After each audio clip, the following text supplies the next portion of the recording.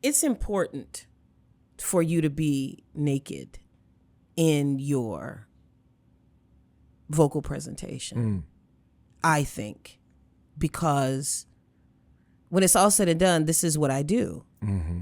And to show that either with all of the, accompaniment or without it, you can still trust me to take you where you need to go. Ah, I see. Gotcha.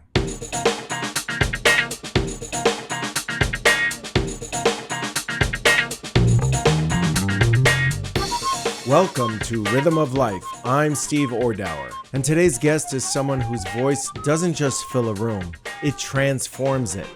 Tammy McCann is a world-class vocalist, storyteller, and musical force of nature whose journey spans classical training, deep jazz roots, gospel fire, and soul-stirring stage presence. From early days studying under legendary Chicago music educator Dr. Lena McCann, to touring internationally, to sharing the stage with icons like Ray Charles, Tammy has cultivated an instrument and a spirit that reaches people on a level far beyond sound. What makes Tammy extraordinary isn't just her technical mastery or genre-blending artistry, it's her ability to connect. When she sings, you don't just hear music, you feel something shift inside you. There's healing in it, there's storytelling in it, there's history, faith, discipline, and lived experience in every note. In this conversation with my dear friend Tammy McCann, we talk about her musical evolution from classical prodigy to jazz interpreter, from gospel roots to innovative genre fusion, and the mentors, moments, and inner breakthroughs that shaped her voice and her purpose. We'll explore stage fright, spiritual grounding, artistic identity, and what it truly means to move an audience. This is a conversation about music, yes, but also about resilience, authenticity, and the power of finding your true sound.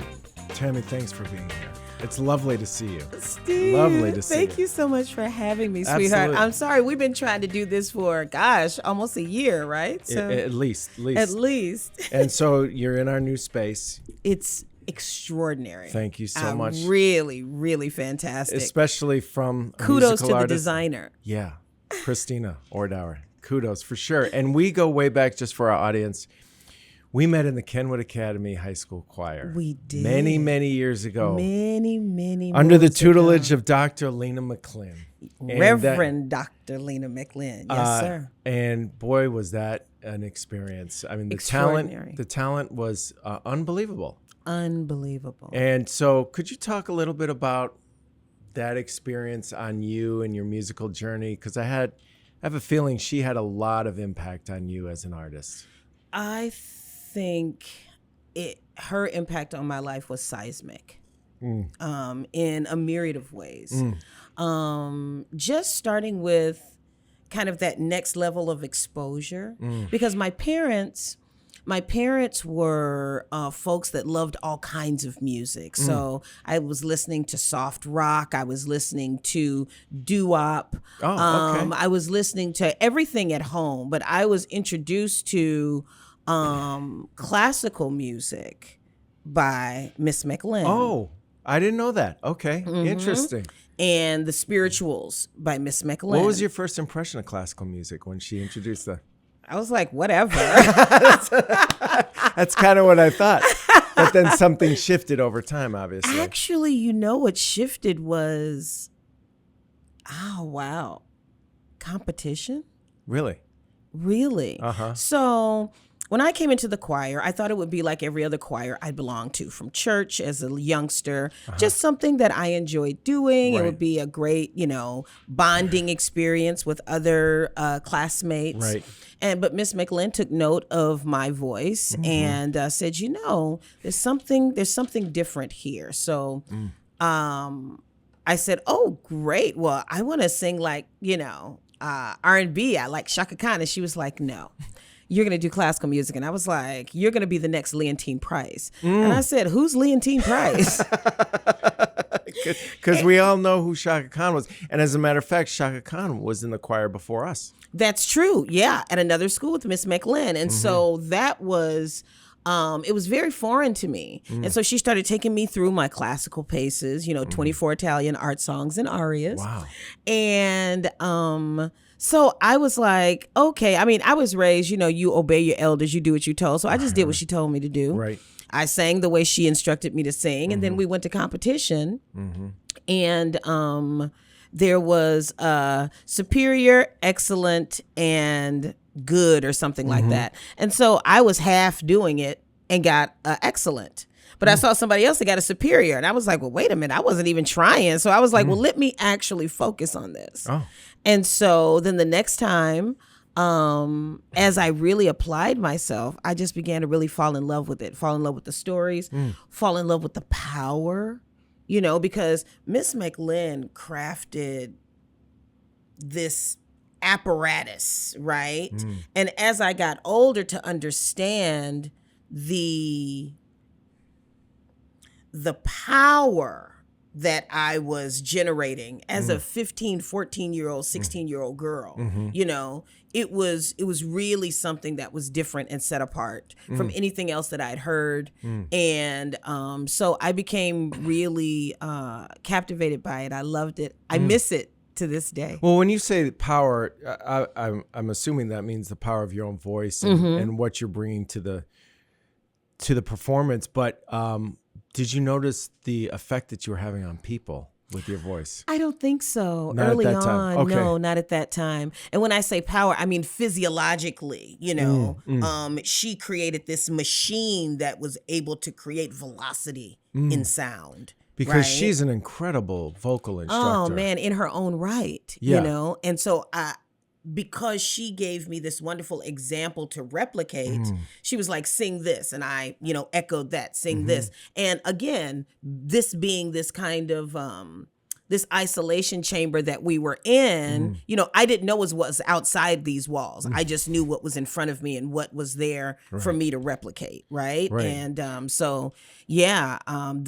the thing. I didn't realize how strong my voice was until I left, really, because everyone around us was strong. Right. Yeah. I'm Santuzza. Alfio was strong. Turidu was strong. We were all, mirroring each other's power. So I didn't have a point of reference outside of that. And she had an amazing ability to cultivate people's talent. I mean, it was really, really extraordinary. Can you speak to that a little bit more? Because everybody that I know from the choir that's gone on to sing professionally, including, I believe, Robert Sims with opera, Mark Rucker of the San Francisco Opera Company, Mandy Patinkin, as well as R. Kelly. They all credit her with this amazing vocal instruction.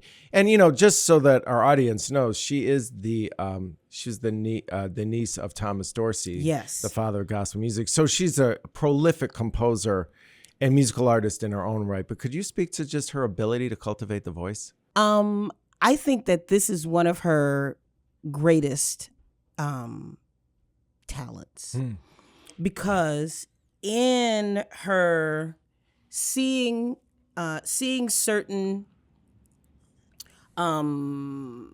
gifts in some students, she saw gifts in all of her students. It was amazing. So you may not have been able to sing like Mark Rucker, right?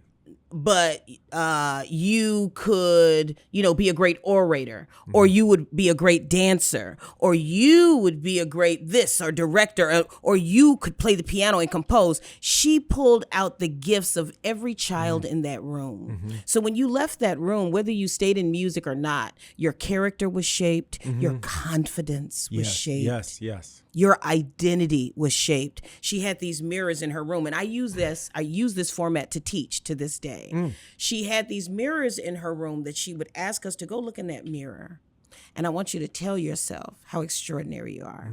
Tell yourself that you are somebody. Tell yourself that you are going to achieve everything you set out to.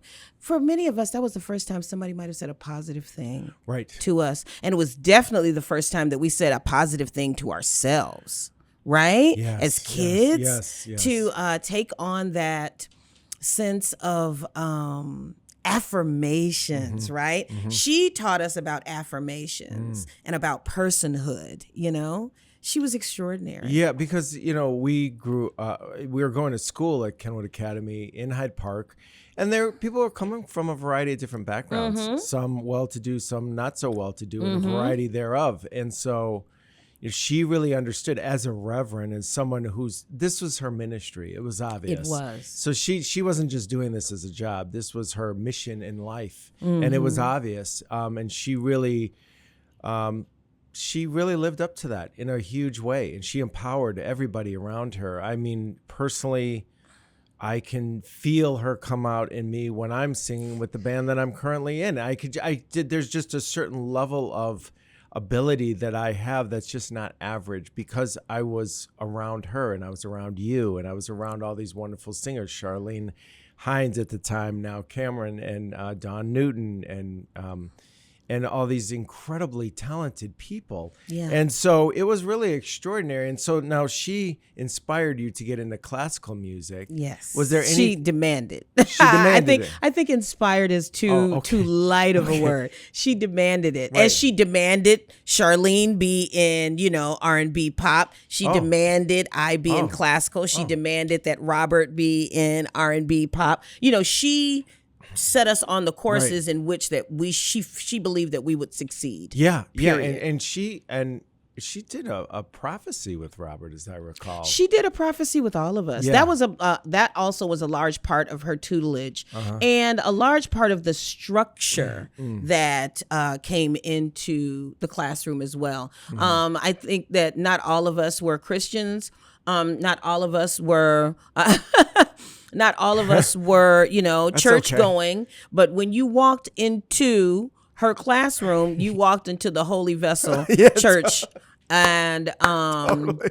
and you acted accordingly. Yeah. And I think that kids need structure. I'm now the mother of 4 children, Yes. and I will attest that kids do need and crave structure. Yeah, for sure. And there's something about learning the classical arts that cultivate a certain level of discipline, which I think is obvious in you. I mean, you have spent years cultivating your instrument, even beyond her tutelage. I think she gave you an incredible base, and then you got with other folks and transitioned out of classical, even though I'm sure you enjoy and can very well sing classical still, but then you moved on into jazz, and you worked with people like Henry Johnson and Von Freeman and things of this nature, and people of this nature.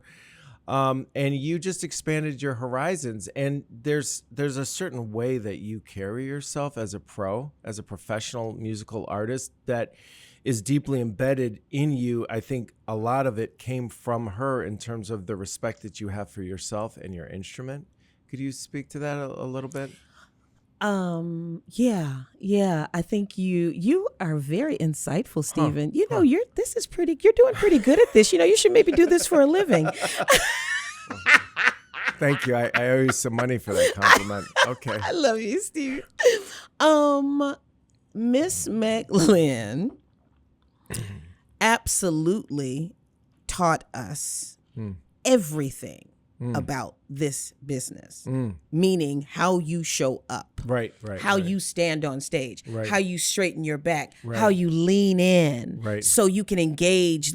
She was the one that told us, you don't just stand here and sing, you lean in to the people, and you deliver the phrase, and you tell the story with emotion. She taught me how to emote. From grand opera to My Funny Valentine, to a jazz standard. Yes. She taught all of us how to communicate, how to be really strong communicators. Look at you right now. You do come by it honest with your dad. God bless his soul.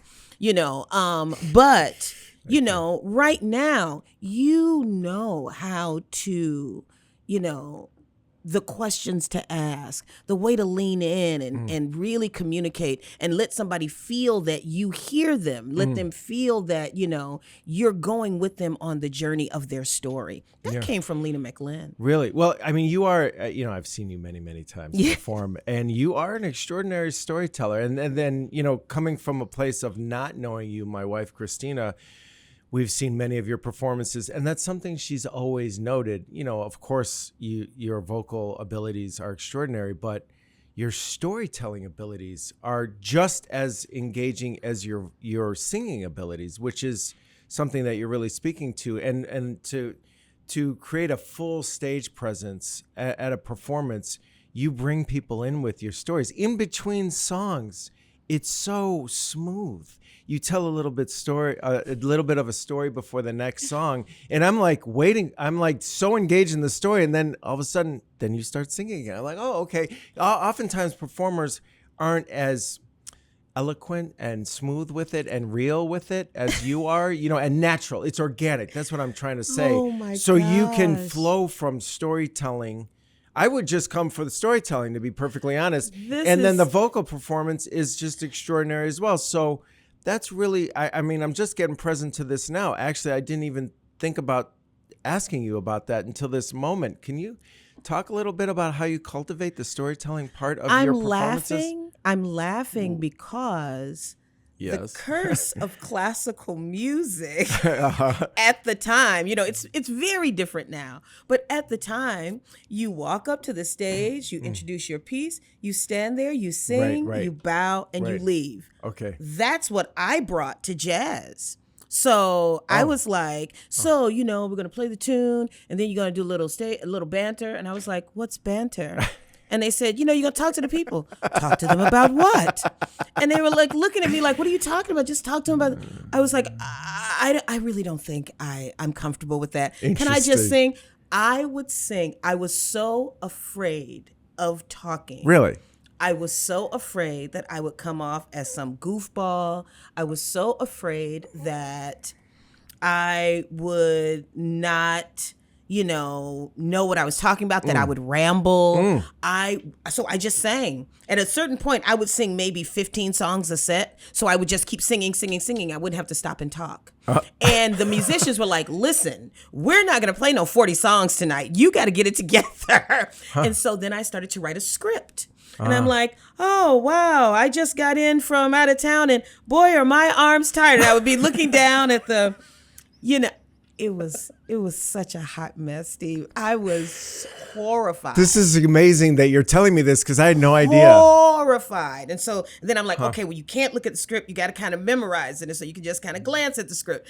And then over time, I just gave into connecting the songs to my life. And so I'm like, well, if I'm experiencing this, maybe other people are experiencing this. And when you say organic, it really is that, because I tell you, the fear, the anxiety. I mean, you know that thing, I used to see it in cartoons where like your knees knock. Yeah. That's a real thing. Well, that really happened to me. Incredible. My knees would be shaking and knocking right before I went on stage. Really? So not because of my singing, because I just wanted to connect so bad. And I'm like, please, Lord, just let me connect. Let them feel me, you know? And so, the storytelling was very hard fought. And I'm to the point now where I can really be in the moment with the song and the story, and even like and with the audience, and pick up on things that the audience are saying. Yes. Because a lot of people, they all think the focus is here, but really I draw all my energy from the band, how we exchange energy and musical cues with each other, and from the audience. Yeah. You know, there are sometimes, you know, I look out there, I can see people getting into arguments. I've seen, I saw somebody break up one time. I've seen, and then I see a person that's just like, just with me everywhere I go. I hear people like singing along, and, you know, so it's like, and then I've seen people just, and I'm like, stone face. Okay, then it becomes, how do I get you? I'm going to get you. You know? Because a lot of people don't realize in the audience that the performer is feeding off of the audience members, and how they're being makes a huge difference. It's an energy exchange. And It's amazing to hear you say this, and thank you for being so vulnerable and real, because you seem to have been doing this for so many years because it's so natural for you. It's so compelling and engaging, as if we're in your living room and you're just talking to us. Yeah, glad. And it's wonderful that you've cultivated this. And you know, it's so interesting that you were telling me about your classical journey and then moving over into jazz, and that you needed to tell stories. What was your first brush with jazz? How did you get introduced to it? I think you told me a story where you were at a school and then you overheard somebody. Mm-hmm. Could you recount that story a bit and how that sparked your interest? I was in college and I was walking down a practice room hallway. Okay. And I heard this young man playing piano. Mm-hmm. And I was like, wow, that is so cool. Mm-hmm. I thought maybe I knew it wasn't classical, but maybe experimental classical music. Mm-hmm. I knew that it was very refined and it was unlike anything I'd ever heard. Mm-hmm. And so I knocked on the door and I said, hey, what's that you're playing? Mm-hmm. And he was like, it's Thelonious Monk. Okay. And I said, who's Thelonious Monk? And he looked at me like I was crazy. And the song was Around Midnight. Okay. And so you also, one of the things as I think back to that moment, we're talking about a 19-year-old kid. Right. So this was not, the guy playing was definitely not a virtuoso by any means, mm-hmm. right?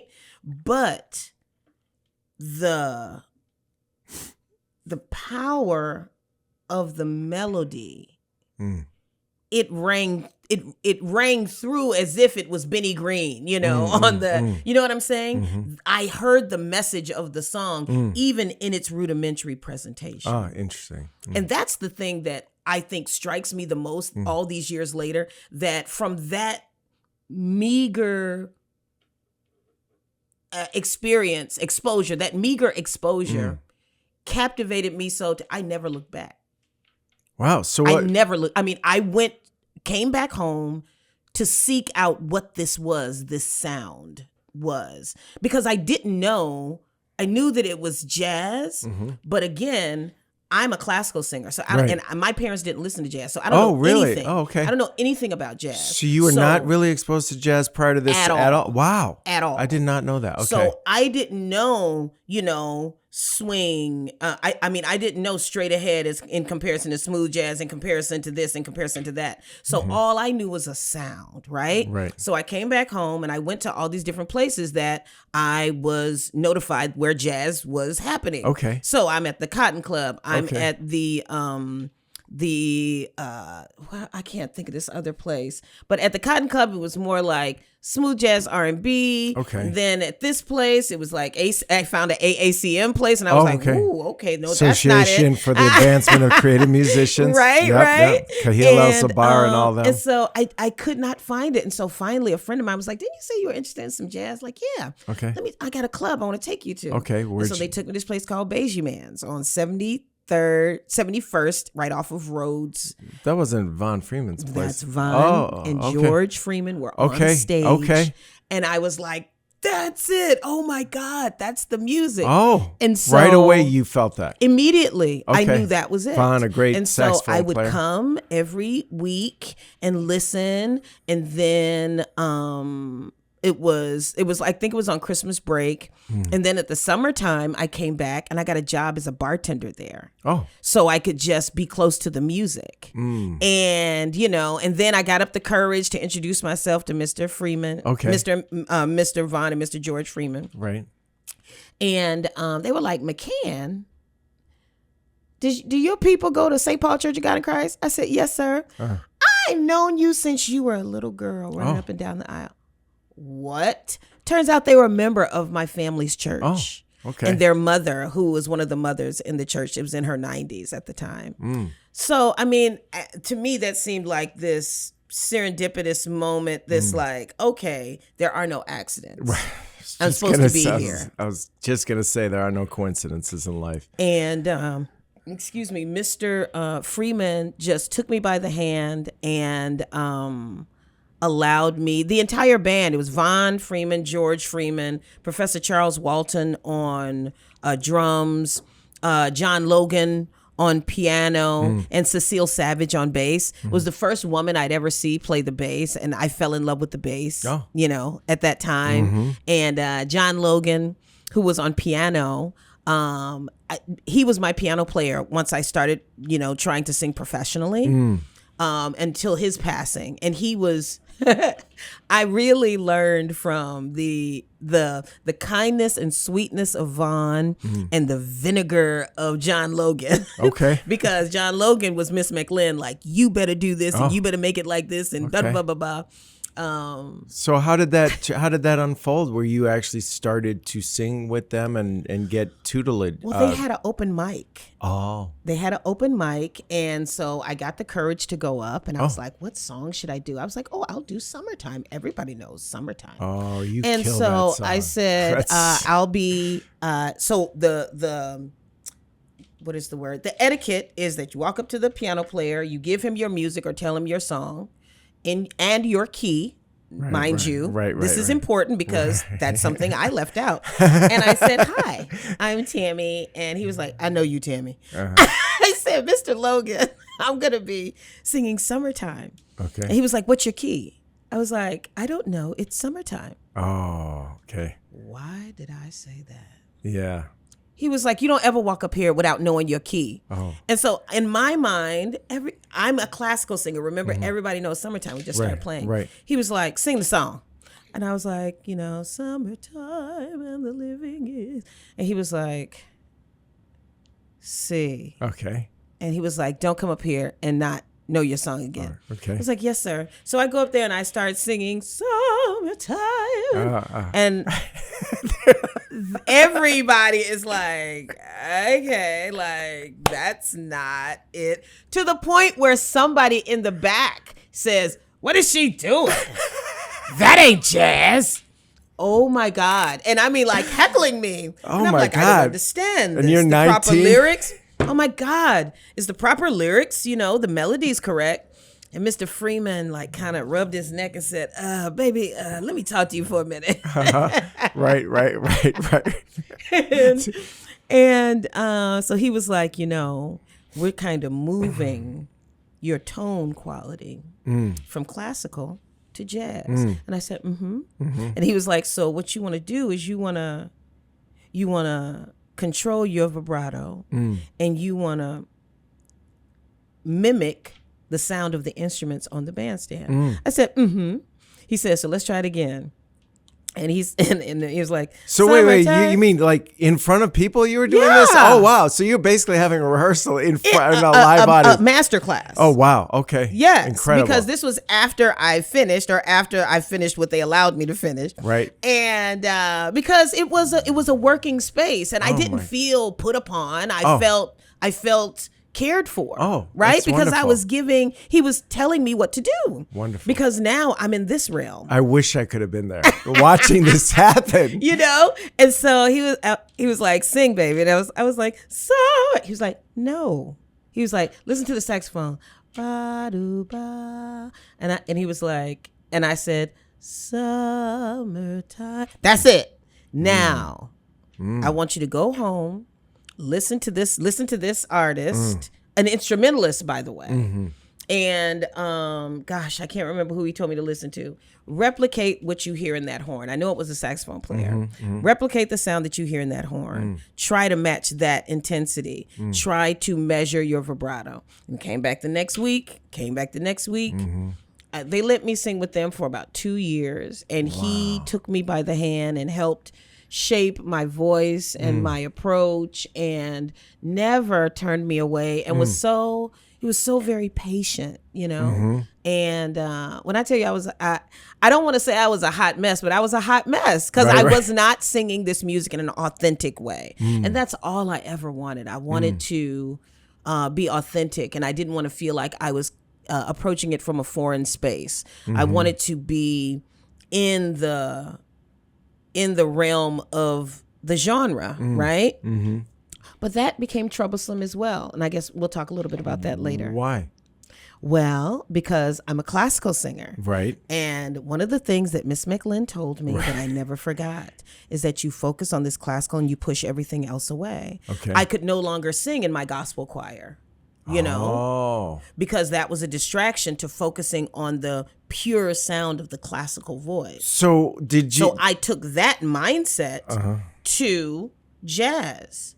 So if I sounded a little gospel, if I sounded a little blues, I pushed that back because no, that's not jazz. Well, at the time, I didn't know enough to know that blues is the foundation of jazz, but I didn't know that then. Right. Right. So I really kind of pushed back every other influence to try to hone in on this. I'd say very Ella Fitzgerald pure, pure Ella Fitzgerald, Barbra Streisand, pure sound. Okay. Which, I mean, I don't want to say wasn't me because, I mean, every sound that I make was authentically mine, but I had the mindset that I had to push certain things away in order to be a good jazz singer. Well, what changed? What was the spark that got you to open up and expand that sound to the sound that you have today? What was the trigger there? Honestly, did you have to have a conversation with Miss McCann and get her blessing or something? no. Or Miss McCann, when I told Miss McCann, when I first heard her I was singing jazz, she didn't speak to me for like 10 years. Oh, really? 10 years? She was like, how preposterous. How could you possibly distort your beautiful instrument? Oh my God.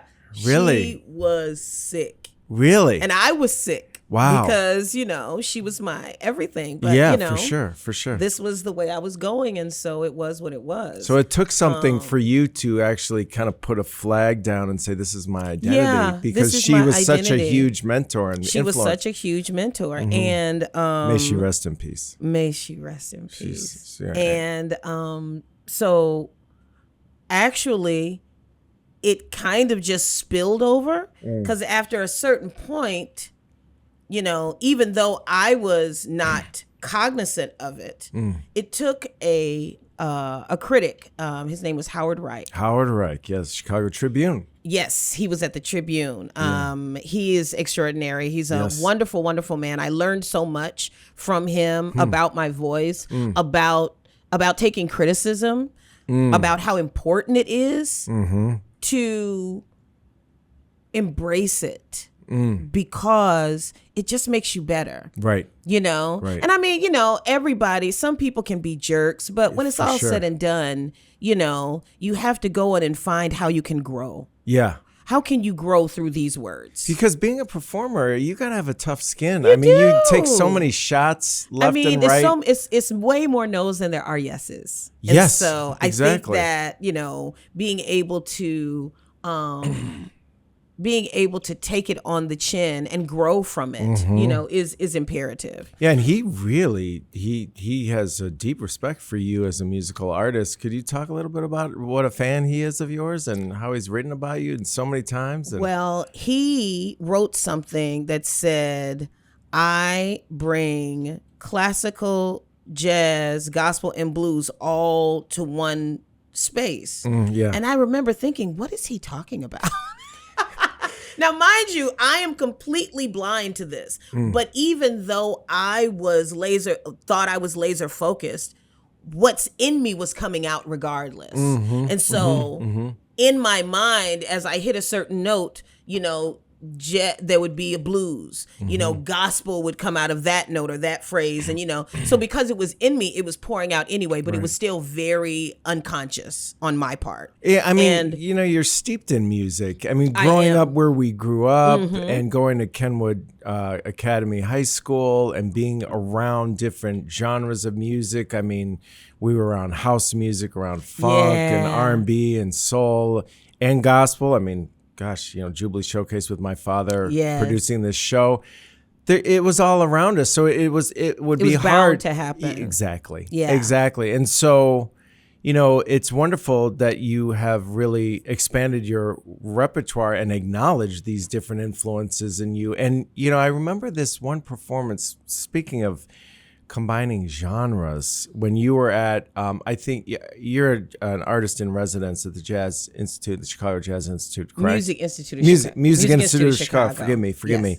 And so there was one performance you did in Evanston, Illinois, and I believe you combined gospel with like big band arrangements, which was Mahalia. Crazy to me. I was like, when I heard that I didn't know you were going to combine them. I thought you were going to do a bit of gospel and a bit of big band arrangement with jazz. But no, you infused them. And it was brilliant. It was absolutely amazing. You. And I thought, my gosh, Tammy has really become such an innovative artist blending these genres. How did that idea come about and how did that unfold?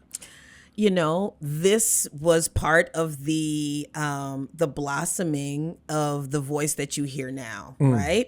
2017. Since 1996, I did a tour in Europe called Tammy McCann and the Voices of Glory. And Tammy McCann and Wonder Brass. So I had a jazz tour and I had a gospel tour. Okay. In Europe, I was in Italy, Switzerland, Germany, Croatia. I was all over. Wow. And I feel like I've had two lives because I had this blossoming career in Europe for about 5 or 6 years. And then I kind of started over in the United States. I didn't really play a lot in the United States. But anyway, I got the call to go in 2017. And usually I would take an organist and 2 backup singers, and the organist would sing as well. So 3 backup singers and myself. And I said, this time I want to do something different, because I was really singing jazz. I was heavily into jazz. At that point, I had already recorded a few CDs. Okay. Excuse me. And I said, you know what? I want to take my jazz rhythm section this time. And 2 backup singers. So, since I've been doing it for years, they gave me a little bigger budget so I could bring a larger group of people. Right. So I brought my drums, bass, organ, and 3 backup singers. The organist also sang. And so I asked my friend, shout out to Mimi Jones, amazing bassist in New York City. I said, Mimi, I'm going to go and do this gospel show. Would you come with me? I want to add some jazz feel to it. And she was like, okay, that'd be so cool. Also, children, never assume that everybody grew up in the same culture that you did. Turns out Mimi did not have any point of reference of gospel music. Oh. She grew up in a Muslim faith. Oh, okay. So we actually had to learn gospel, bring gospel into her, into her headspace and how to, engage with the music. So that was really fascinating. I bet. But I gave her some music to listen to. Kind of with jazz, actually. Exactly. So I gave her some music to listen to. And she was like, okay, this music is great, but who's that singing? I said, that's me. Oh. She was like, oh, she didn't even recognize what are you talking about? She was like, dude, you need to do that in your jazz. I was like, what are you talking about? I'm like, no, that doesn't even make any sense. Those two things don't connect. She was like, Tammy, yes, listen, I don't know if you are crazy. I don't know what's going on with you, but you have been accused of that. This right here, yes, multiple times. She said, but you have to do this. Yeah. You have to blend this with what your jazz. And it took me a long time. I didn't even know what she was talking about. So what she did in her brilliance is she wrote an arrangement of How I Got Over, my favorite Mahalia Jackson song. The concert, the tribute had always been to Mahalia, but this was called Yes Mahalia, this presentation. I think it was Mahalia, is the Mahalia Jazz Project is what I called it. And she wrote an arrangement, a jazz arrangement to How I Got Over. And it was fantastic. And it was the first kind of merging in my mind of, okay, how these two things can combine and be one. So How I Got Over is a gospel song that was performed primarily, like made famous from Mahalia Jackson? Yes. And what is the basic tune of that? How I got over, how did I make it over? Okay. And what did she do? What was her arrangement? man, I'd have to find a recording of that and let you hear it, and maybe you could even put it in the video. But I think I do have an arrangement of it. Oh, that would be great. But yeah, she did this, and it was so. It was just a groove, right? She put a groove on it. Yeah. And it really transformed how I started looking at the music. I bet. So we did the tour. The tour was extraordinary, but now a seed had been planted, right? And you're like, I can do this with that. I can really blossom this. Yes. So I had this idea of combining the sonic energy of big band with the pure voice of Mahalia Jackson. Mm-hmm. And it was just in my head. Right. And then I got a call from an amazing, wonderful, wonderful pianist, Tamir Hendelman. Mm-hmm. He was doing a tour in Israel in a tribute to Mahalia Jackson. And he wanted me to come and do it with him. And I was like, oh, wow, this is great. This is my opportunity to do the Mahalia thing, right? And so we talked about it a little bit. And so then he was like, I'll call you with the specifics. And so when he called me back, it turns out that he couldn't do it, but he still wanted me to do it. And he hooked me up, just a beautiful spirit. He hooked me up with the promoter. And so the promoter said, well, what do you have in mind? And I was like, I said, well, actually, I have this idea of Mahalia with big band. And he was like, wow, that does sound interesting. And I said, we can take all of her standards, her gospel standards, and create big band arrangements for them. Just something like that. I just wanted to just interject for just a second. That could be a brilliant idea where it was an amazing fusion of genres, or it could be a total train wreck. Yeah, totally. Totally. I mean, and you don't know which way it's going to go. It almost was. Yeah. Okay. It almost was. So he put me in touch with this lovely, brilliant, big band arranger and musician, E.L. Vilner. And E.L. was also based out of New York City. Okay. And he said, I work with this young man many times. I think that he's great. Let me put you both together. And so we started talking. And so E.L., being of the Jewish faith, had no point of reference with gospel, but he was an extraordinary arranger. So praise God for YouTube. I'm telling you, the folks that invented YouTube need to get the Nobel Peace Prize. So I went on YouTube and I put together what you'd call a gospel 101, musical landscape.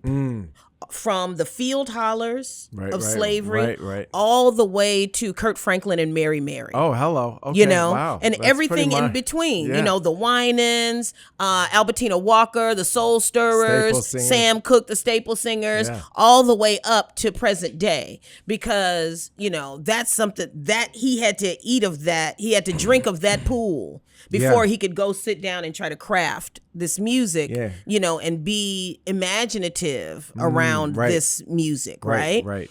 And be authentic. Oh, totally. Yeah. And that's why, the artists that were on my father's show, Jubilee Showcase, I mean, it was just like a who's who of authentic, incredibly organic and soulful gospel music. But anyway. Absolutely. Yeah. And so he and I sat down and painstakingly went through every bar of this music. And he would send me something. And I was like, you know what? This isn't really this isn't what it would sound like. It would be more like this. And so we'd go back and forth and, just sprinkling different elements throughout. And luckily for me, I've been so blessed. All of the musicians that I've collaborated with, all of the, should I say, instrumentalists that I've collaborated with have been so welcoming and so open to collaboration. Just no ego. And that's so rare, totally. Especially for a chick singer to have this experience. And we could talk about that too. Sure. But it was so fulfilling to be with somebody that was willing to listen and willing to grow. And he created some marvelous arrangements. And so we premiered it in Jerusalem. Oh, how did that go? And it was extraordinary. It was just the most amazing thing. It was so touching. I learned a long time ago that this wasn't just a gig. This really was a ministry. Totally. I remember doing a show in Sicily early on, like maybe 98. And this young woman walked up to me and she said, now I know what God means. She said, I was an atheist. Wow. That's pretty heavy. That doesn't really get any more heavy. And so it went from being a gig to being, okay, I have a responsibility in this music, and I allow it to, take me where I need to go in order to make the connection. Well, that's, brings me back to a previous part of this conversation when I referred to your impact on the audience. And you do have a tremendous impact on the audience. I leave with a sense of joy, a sense of peace, and a sense of I know you, but thinking about you more objectively as an artist, I'm uplifted every time I'm at your performance. There's something that's really beautiful and uplifting. Oh, there's a vibration that happens when you sing because your aura is enveloping all of us in the audience. There's no doubt about it. I'm moved at times, seems to stand still. Thank you. And so it's kind of that like a means form so of sound healing. I mean, our last episode on this podcast was with a sound healer. And a lot of what he was saying reminds me of being at your performances, which is where there's a lot of healing happening. So, could you speak a little bit to the, beyond what you just told us, the impact that you have experienced, that you've been having on audiences? Are there other experiences like this? Do you feel it in the moment? You said that you're aware of the energies and you can see people in the audience, but are there any other instances that you can draw from that you can give us a deeper meaning or deeper understanding of what you experience as an artist and the impact that you're having on people and that they're having on you during performances? That's a great question. I feel like I want people to feel the way music makes me feel. I used to think, am I going to, being a musician for a living? I'm like, what does a musician do? What does a singer do? And then I think back to being a little kid watching Judy Garland. Have you said a merry little Christmas? And the tears. And I'm like, that's what singers do. They make people feel things, right? And across the board, no matter the genre, that's the job.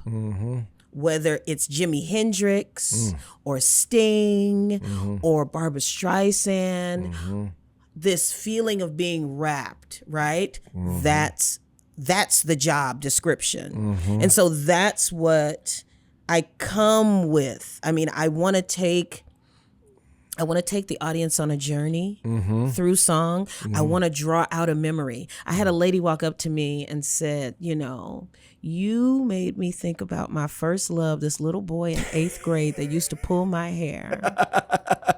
And I just hated him and I loved him. And I said, that's exactly what I want. I've watched people cry. I've had people tell me how you made me laugh, you made me cry.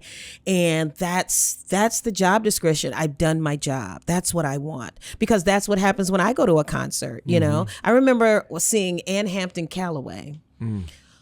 Whew, Lord have mercy, Jesus. If you haven't seen her, go see her. If you haven't heard her, buy her record. Ann Hampton Callaway, Chicago girl.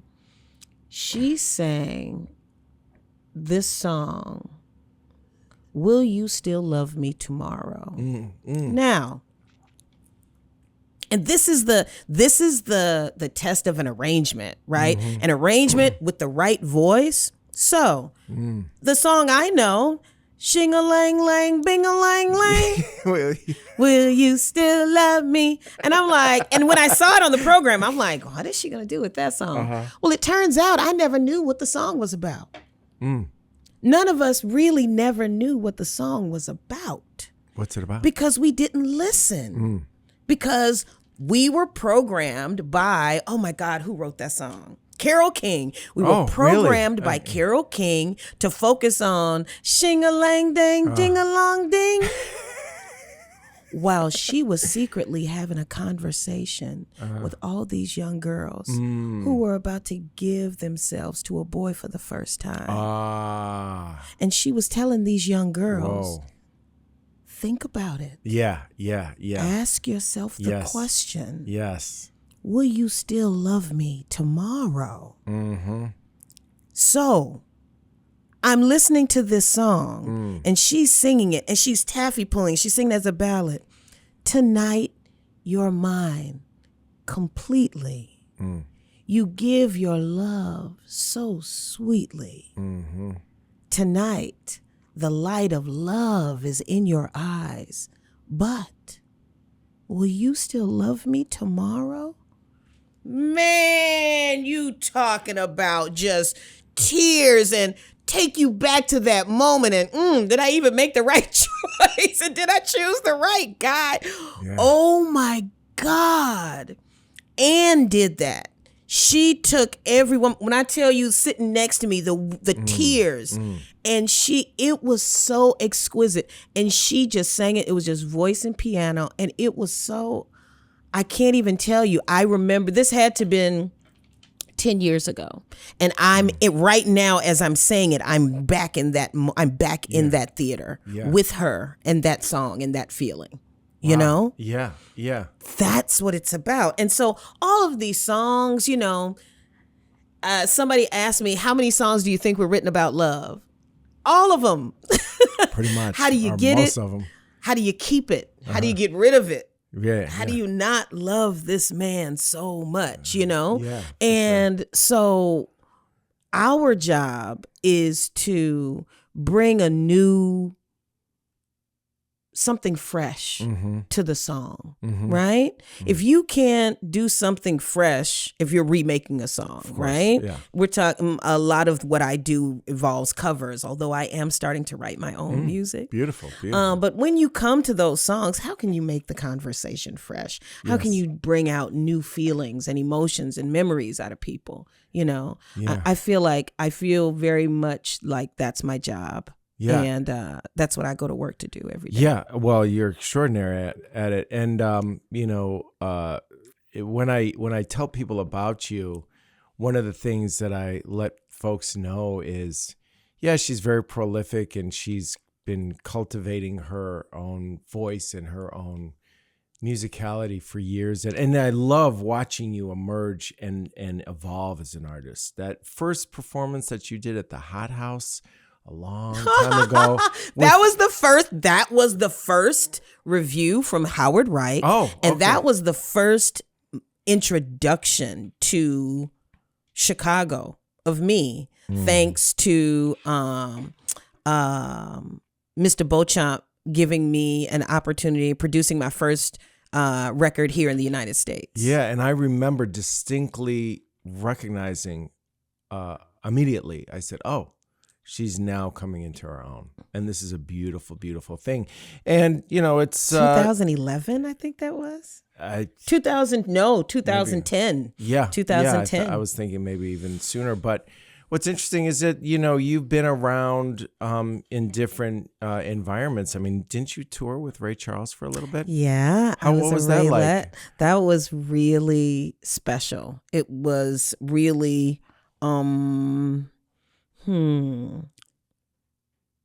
I learned from Mr. Charles several things. Number one, I didn't fire you, you fired yourself. Number two, rehearsal is where you come. Rehearsal, you don't come to rehearsal to learn the song. You come to rehearsal to learn how we going to get into this, how we going to get out of this, how we going to get into it together, how we going to get out of it together. Right? So you come prepared. You come prepared. You come already knowing the music. Right. I learned that how you treat people is not just a reflection of your team, it's a reflection of you.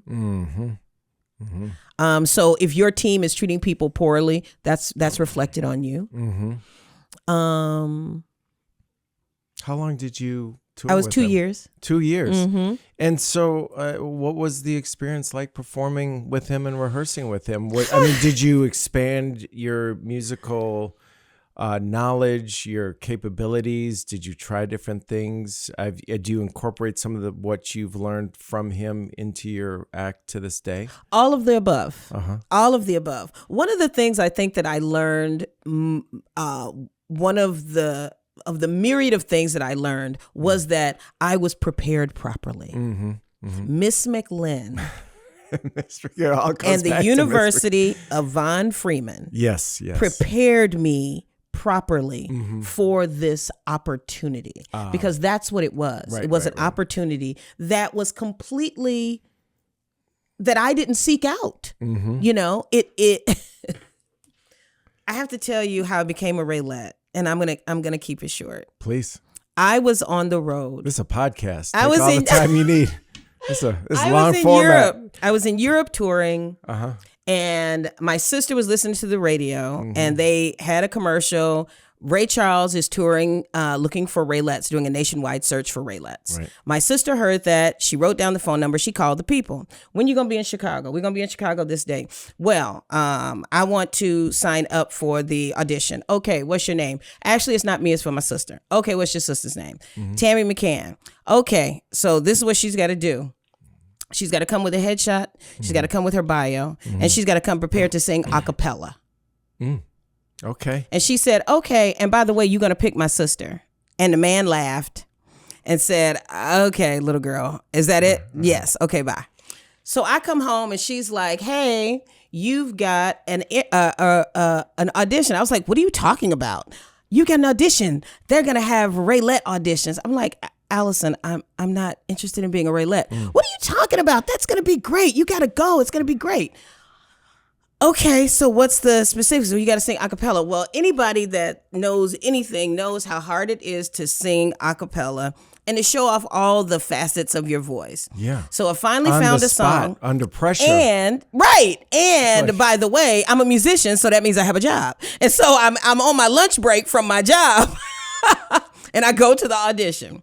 So when I get there, it's about maybe 4 or 5 girls that are already there. And I said, hey guys, is it okay if I go first? I'm on my lunch break, if you don't mind. I only got like an hour. Oh, that was a problem for because them. we already been waiting like 30 minutes. It didn't start on time. And so everybody was like, it's okay, it's cool, you know. Oh, that's and nice. So they let me go in first. And so I go in and it's this theater. They should have done that anyway. Go ahead. I know what's going to happen, obviously. But it was terrible. So I go in this huge theater space. Right. And there's a man at a piano. Was it Ray? No. Okay. So there's a man at a piano. I was like, what? And there's a lady sitting in the seats. And so I walk up to him and I give him my stuff. And he said, where's your music? And I said, I don't have any music. I was told it was a cappella audition. Oh. He was like, no, you need some music. You ain't got no music? And I was like, no, sir, I'm sorry. I don't have any music. He said, but now mind you, I'm in my, what am I?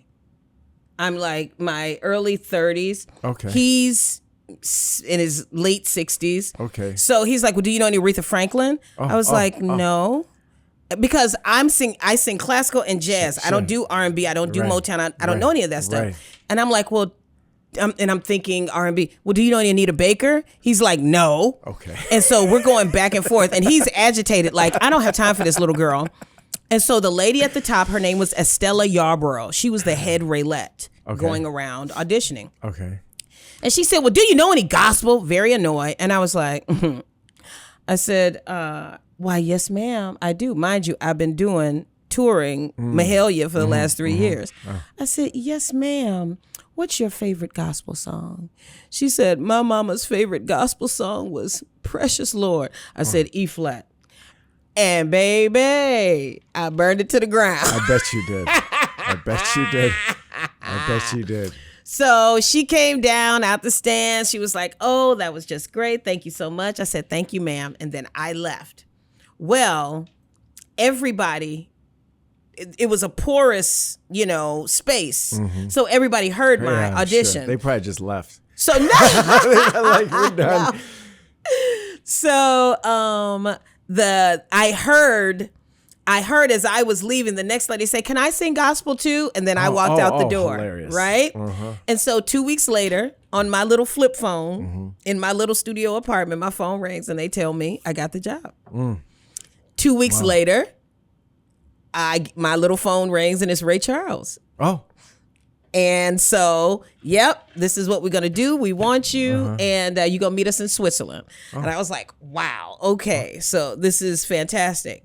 Now you say, now we get to the part of what did you learn? What I learned was that I was prepared properly. I get to Switzerland, and we're there a week early.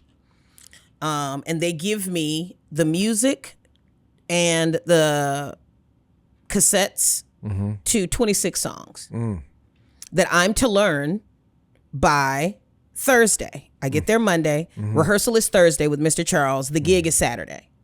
Okay? Yeah. No pressure. No pressure at all. No pressure at all. And I'm supposed to be second soprano. I can't stop loving you. That's my note. That's my what is the word I'm looking for? That's the my brain just stopped working. That's the voice that I'm supposed to be doing. So there's soprano, alto, tenor, bass, right? I'm soprano number 2, second soprano. Gotcha. And so it's Ray Charles. A third of them, a third of them you're familiar with, and then so you really only have to learn a third, right? Right. So I learned the music. I learned it in my key signature. Thursday's rehearsal. We're having rehearsal. And so as we're talking and everything, and he called me number 5. Number 5, let me hear you. You got a nice bottom to your voice. And I'm like, yes, sir. He's like, let me hear this. I can't stop loving you. And he's like, yeah, I think I like that better. I want you to be tenor. Oh. Thursday. And the gig Saturday. Yeah. That's just around the corner. Right around the corner. So I have to go back. And relearn the music. In tenor. And how'd that go?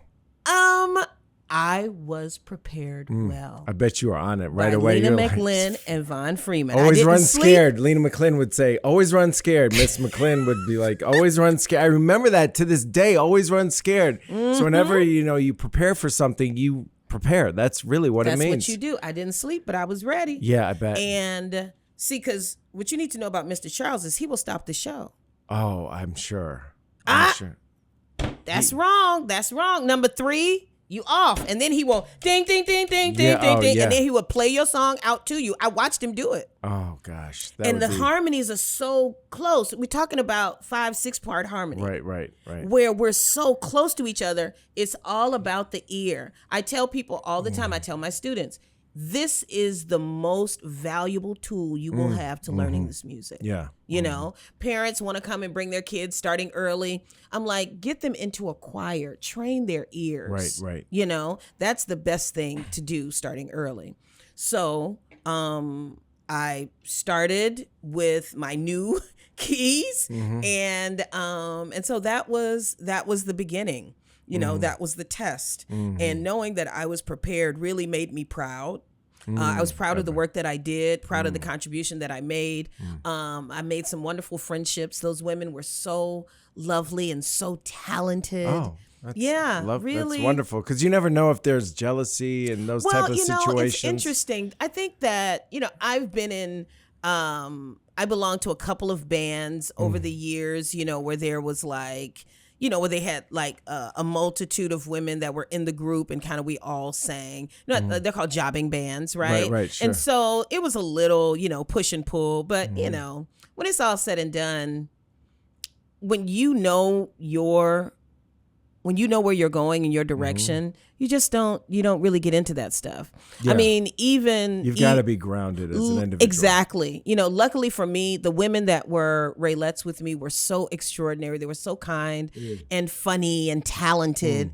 And, I always knew that this was a step on the path somewhere else. It wasn't like, okay, I'm a Raylette, I've arrived. This was just a stop on the journey. Yeah. So maybe, and that may have also played a role in me not really, getting into any type of, drama with anybody, because I knew I wasn't long for this. Yeah, I bet that had a lot to do with it. And you seem extremely grounded. You've always seemed very grounded as a human being. And you've, so it seems like, Ray Charles, from my point of view and from a lot of people's point of view, always knew he was extremely talented. But, hearing about the experience from the inside out, your experience kind of confirms what I always suspected, that he was a real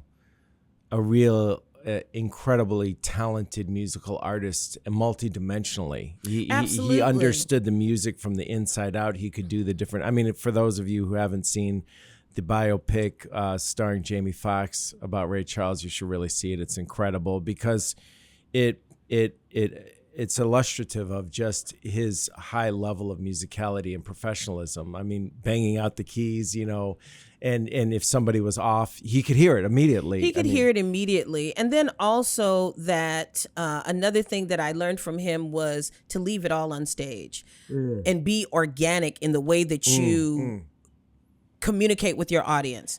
Every night we received a handwritten set list. Now you would think it's Ray Charles, this big star. We're going to do show number 26. We're going to do show number 5. No. He thought about where he was.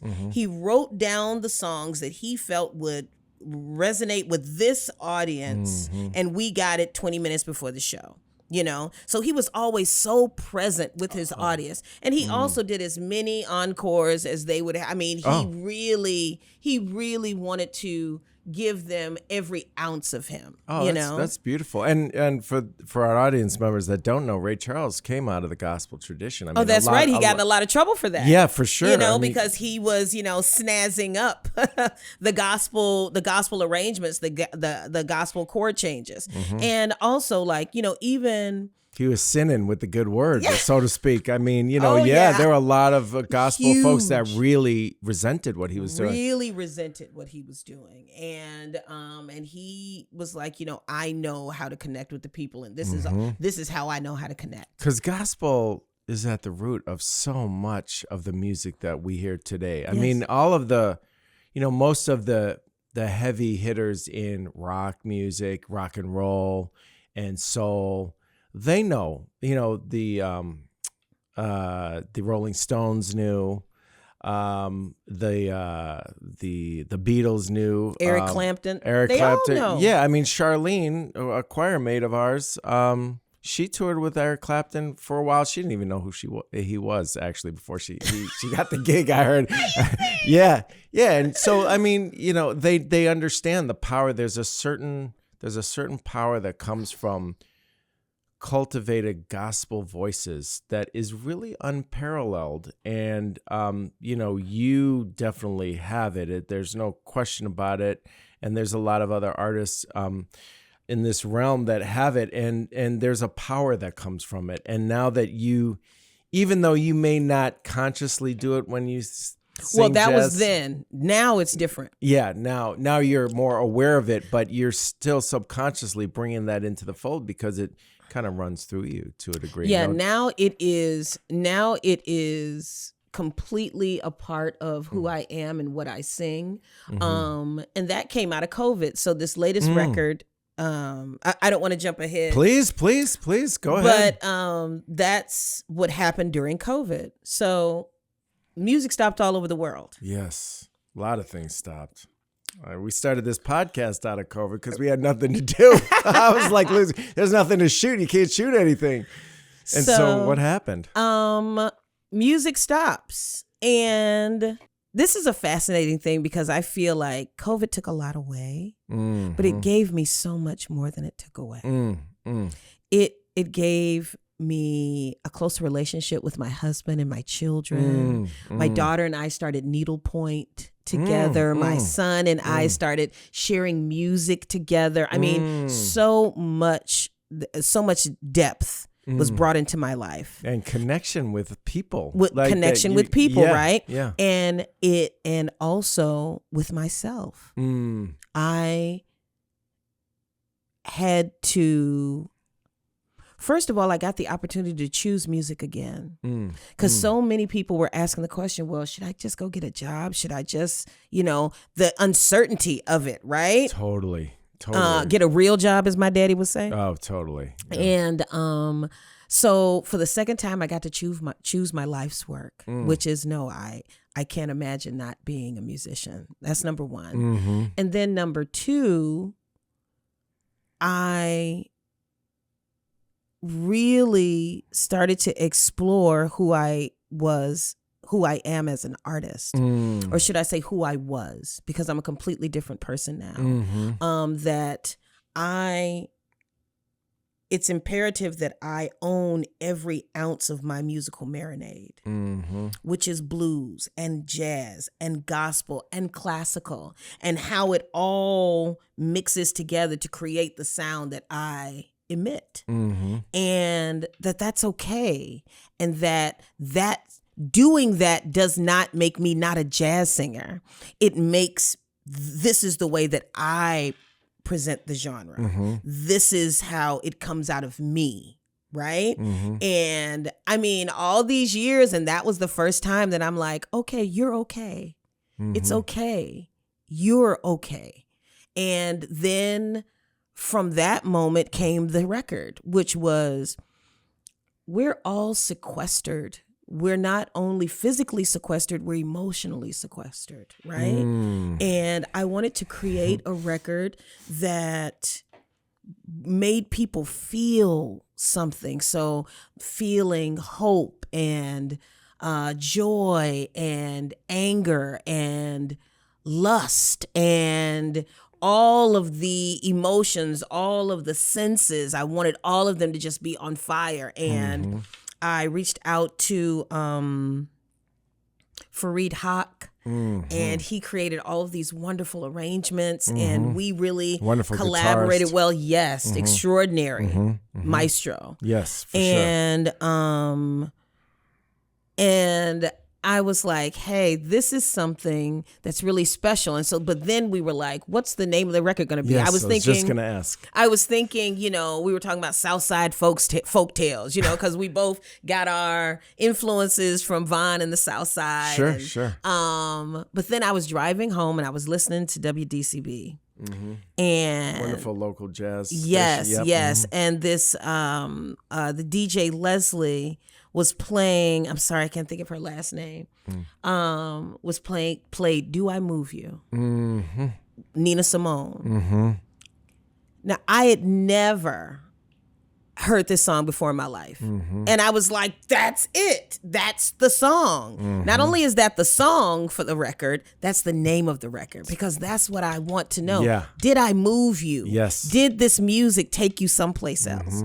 And so I love that. I called Fareed. I sent him the song. We did the chart. And I mean, this was last minute. We about to go into the studio. And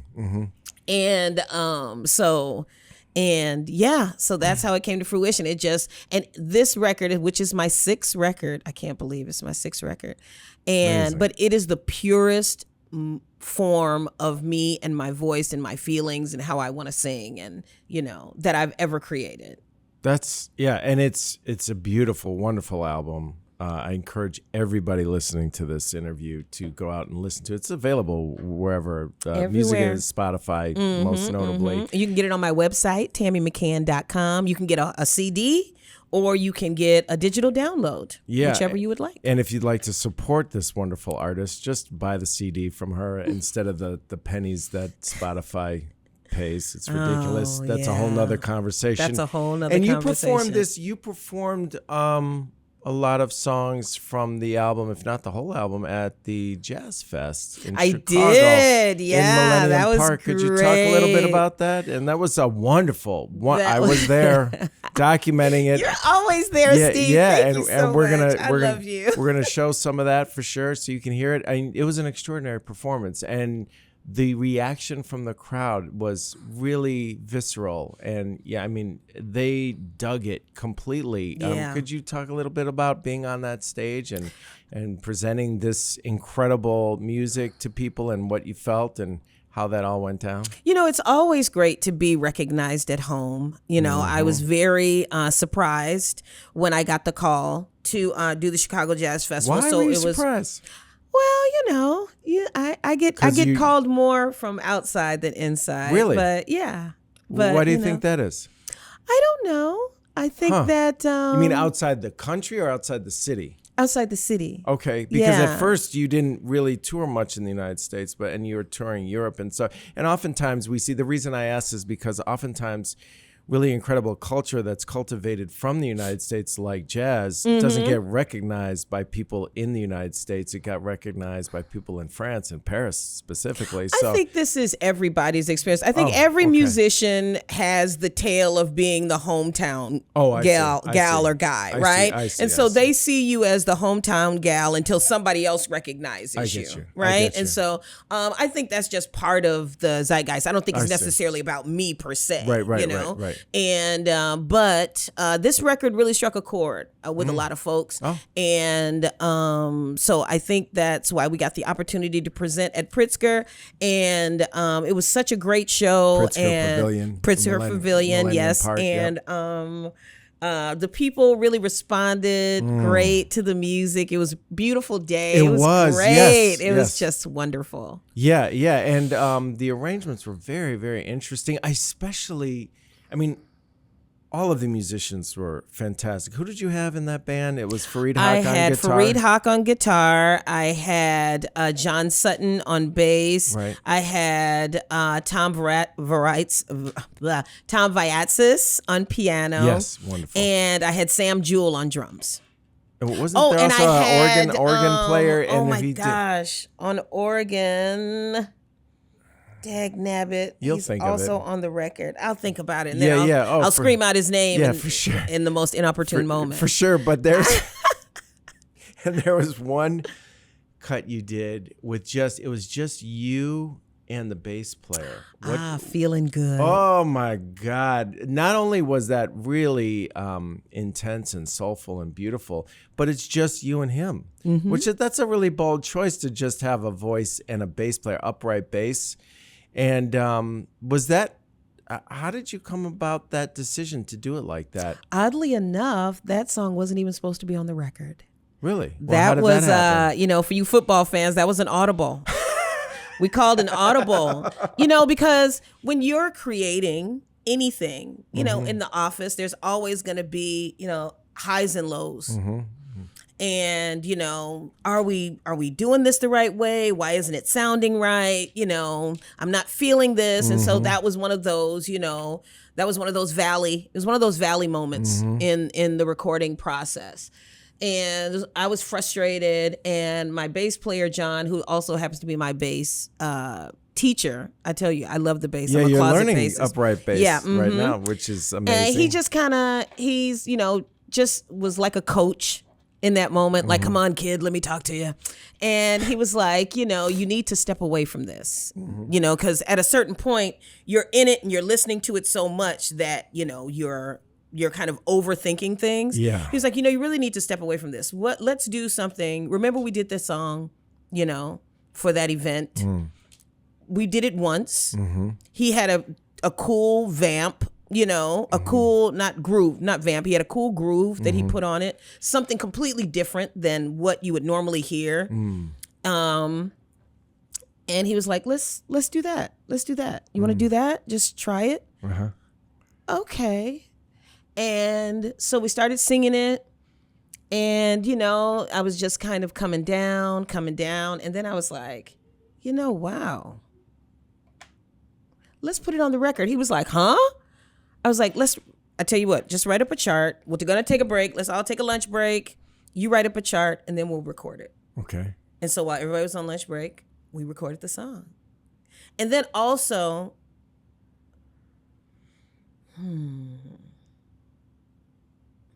it's important for you to be naked in your vocal presentation, I think, because when it's all said and done, this is what I do. And to show that either with all of the, accompaniment or without it, you can still trust me to take you where you need to go. Ah, I see. Gotcha. You can still trust me to deliver on the performance. Well, that's what was so amazing about that particular cut. When I first heard it, it's like it stripped away everything around you and got to your essence, and it was super captivating because you got something to give, and it just got everything out of the way so people could even connect with you that much more. And I was like, oh, hello, here we go. Yeah. We're on a ride. And the story, remember, this is coming out of COVID song. So this is coming out of COVID record. And for me, not just all of us, but for me and for all of us, this is a new dawn. It's a new day. It's a new life. And when I sing that song, I am like really like, don't you feel it? I feel it. Let's go, Feeling it right now. Holy crap. I need a cigarette. I'm going to flip out of this. I'm going to flip out this chair. Yeah, I mean, it is really something. I like that term, naked, and there's something really vulnerable about it, but yet really evocative, and it's obvious. I think when I first heard that, I felt that you were really being just completely stripped down, and there was absolutely no pretense, and there's never any pretense with you performing anyway, but it was even just getting, it's not just your essence, but your quintessence, so to speak. It's like the essential part of the essential part, and we got a taste of that. The things that we as vocalists, the same standards we should adhere to the same standards that are put out for instrumentalists. Yeah, for sure. And, and so having that, I'm proud of the work that I do around that proficiency, and I tell my students there are two things that make a professional: proficiency and pitch. Period. That's it. And those are the two things that you need to call yourself to present to people that you are a professional musician. And it just is what it is. Proficiency meaning being able to replicate what they hear on the record on stage every night, right? Or every night that you perform, right? And then also just being able to stay on pitch and stay engaged with the rest of the musicians. Well, and also it really makes me think about how you were.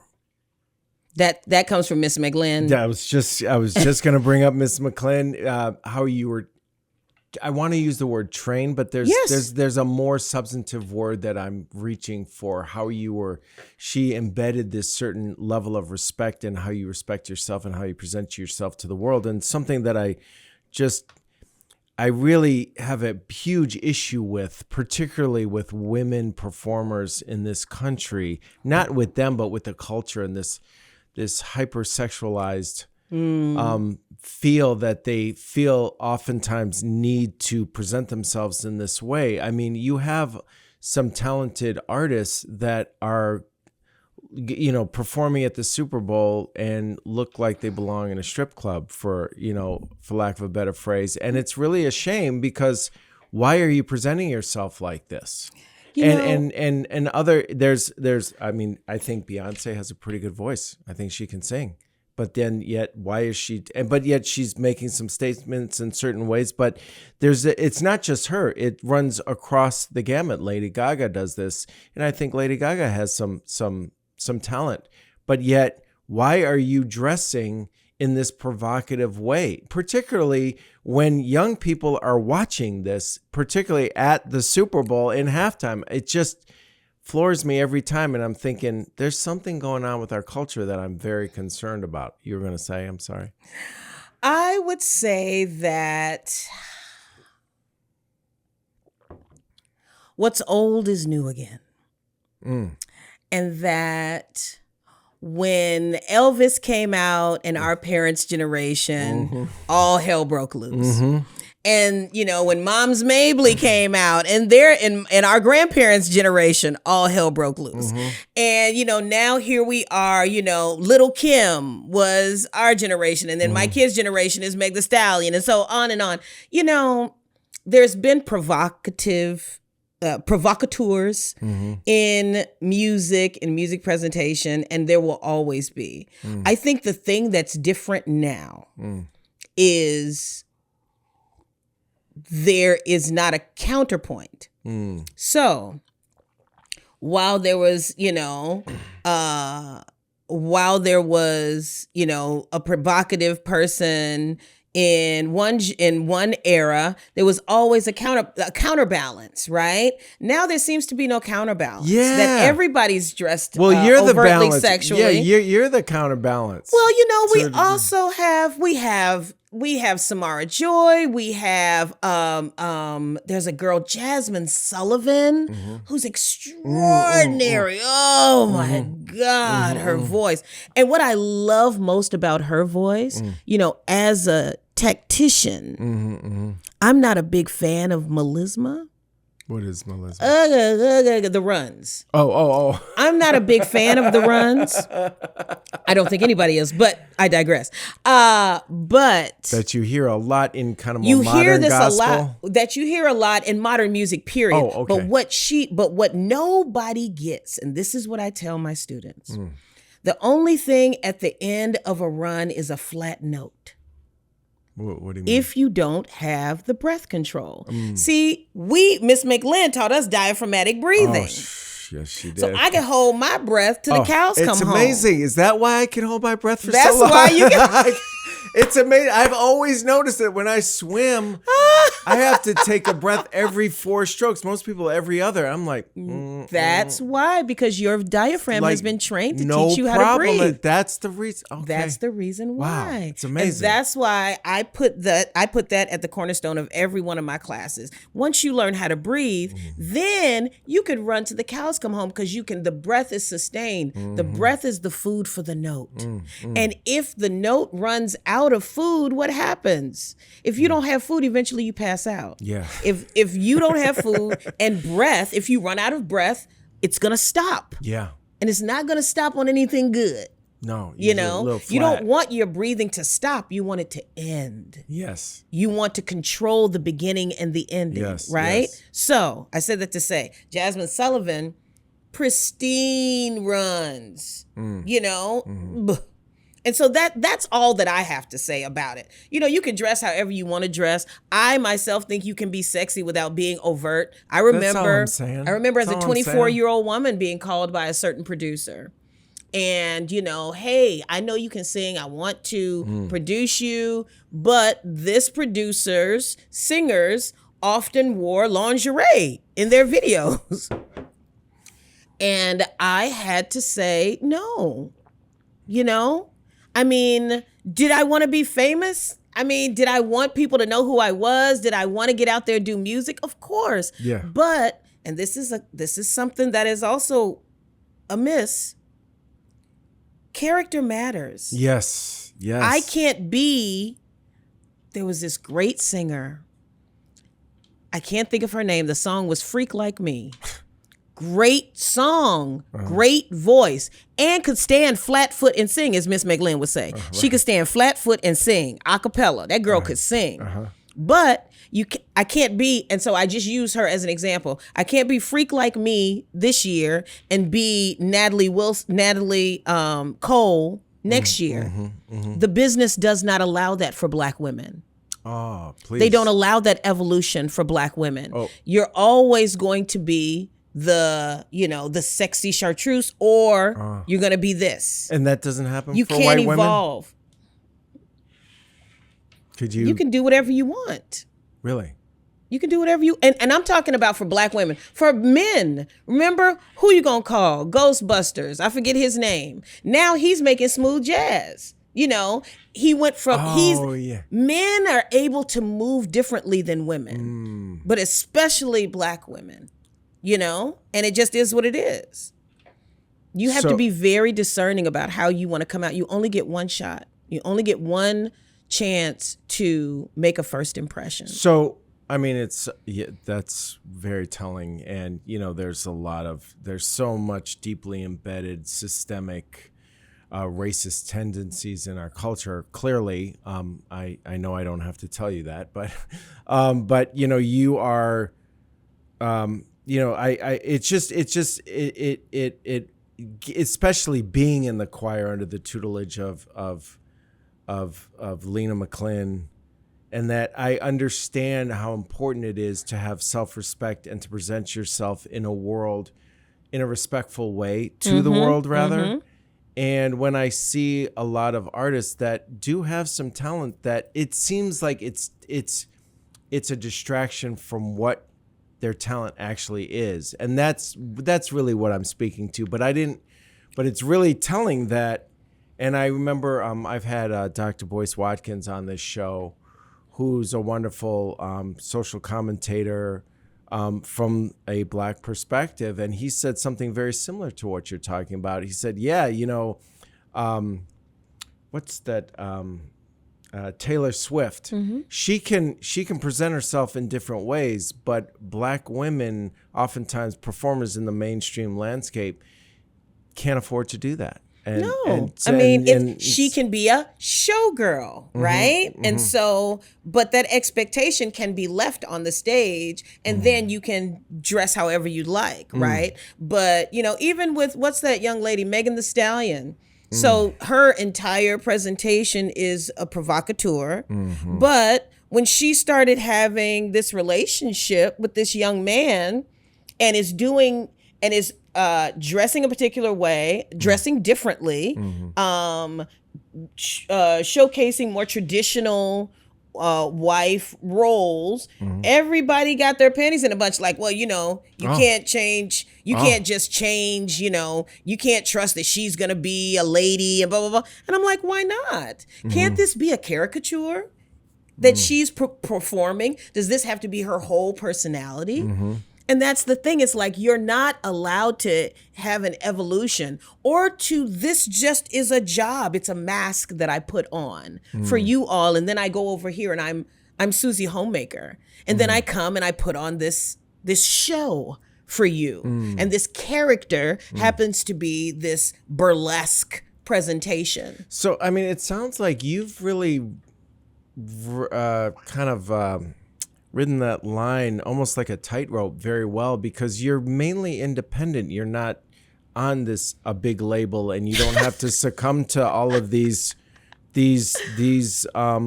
traps of the modern musical landscape. You've been able to be yourself and evolve in your most organic and natural way. Is that? Well, I'd say, first of all, not by choice. Okay.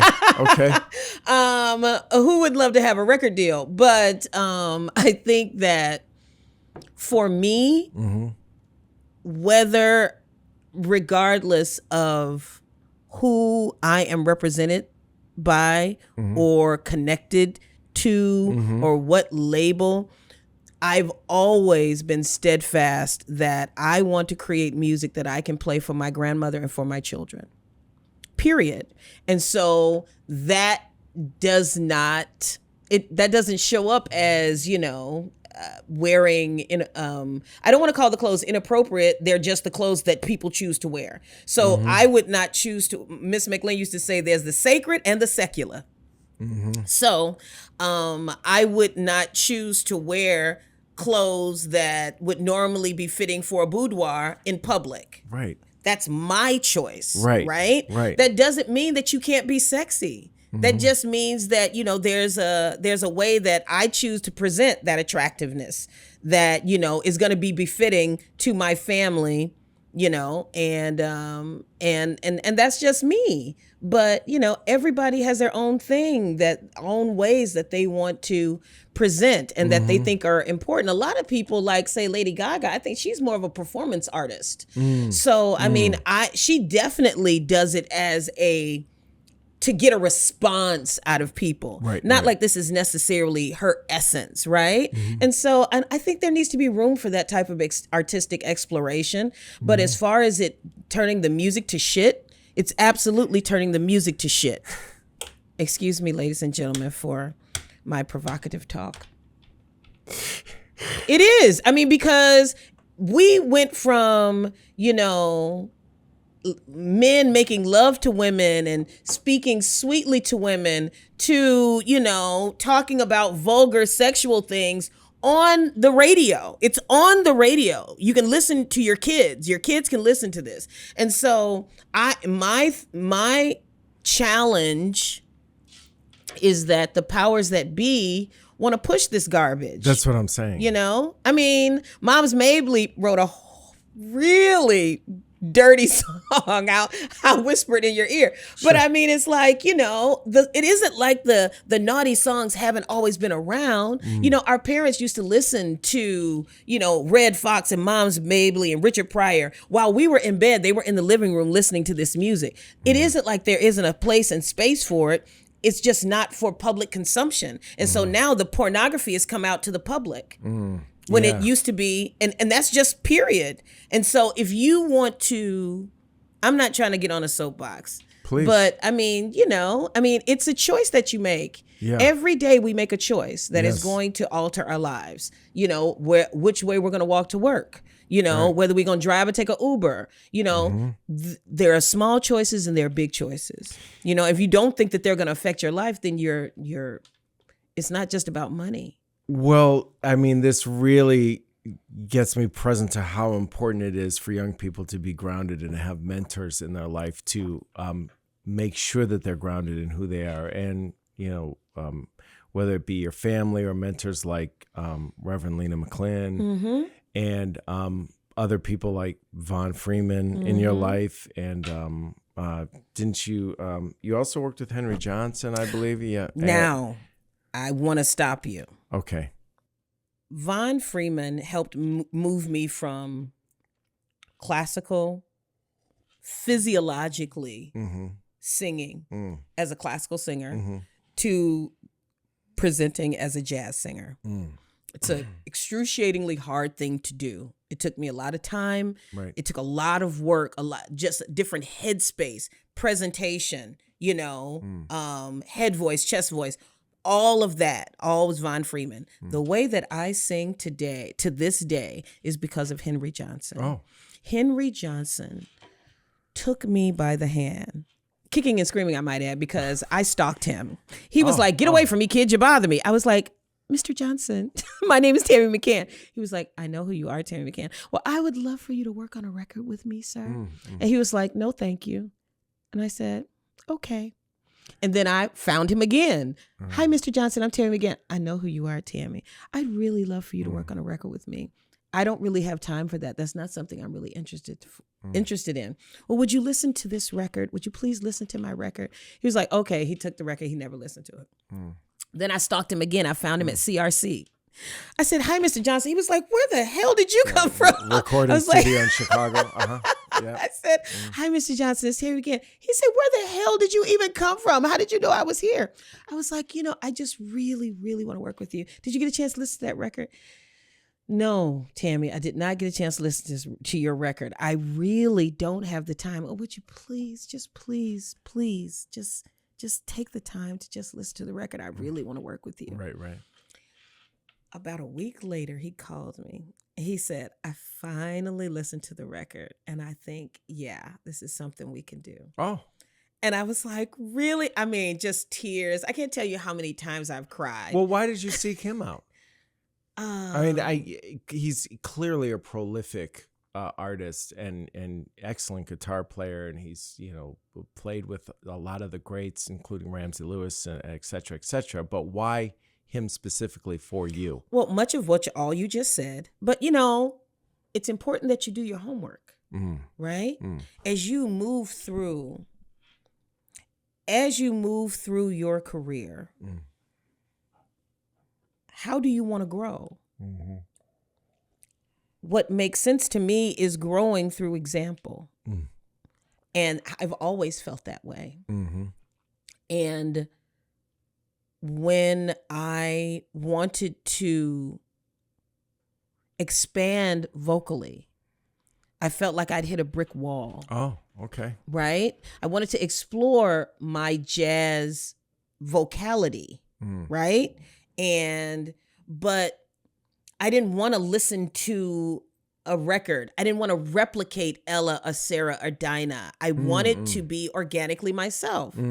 And so I needed someone who had been in those spaces. So Henry wasn't just, a great guitar player. Henry hadn't just worked with Ramsey. Henry worked with Joe Williams. Henry worked with Nancy Wilson. He knew what a singer should be in jazz. And I wanted that. Gotcha.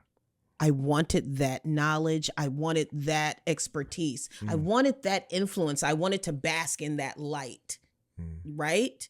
And, I'm determined. Nothing beats a quitter but a try. That's what I tell my kids. I'm determined. Yeah. I'm going to get what I intend on. And if it's meant for me, God willing, I will have it. Right? I go after it. And if God willing, I will receive it.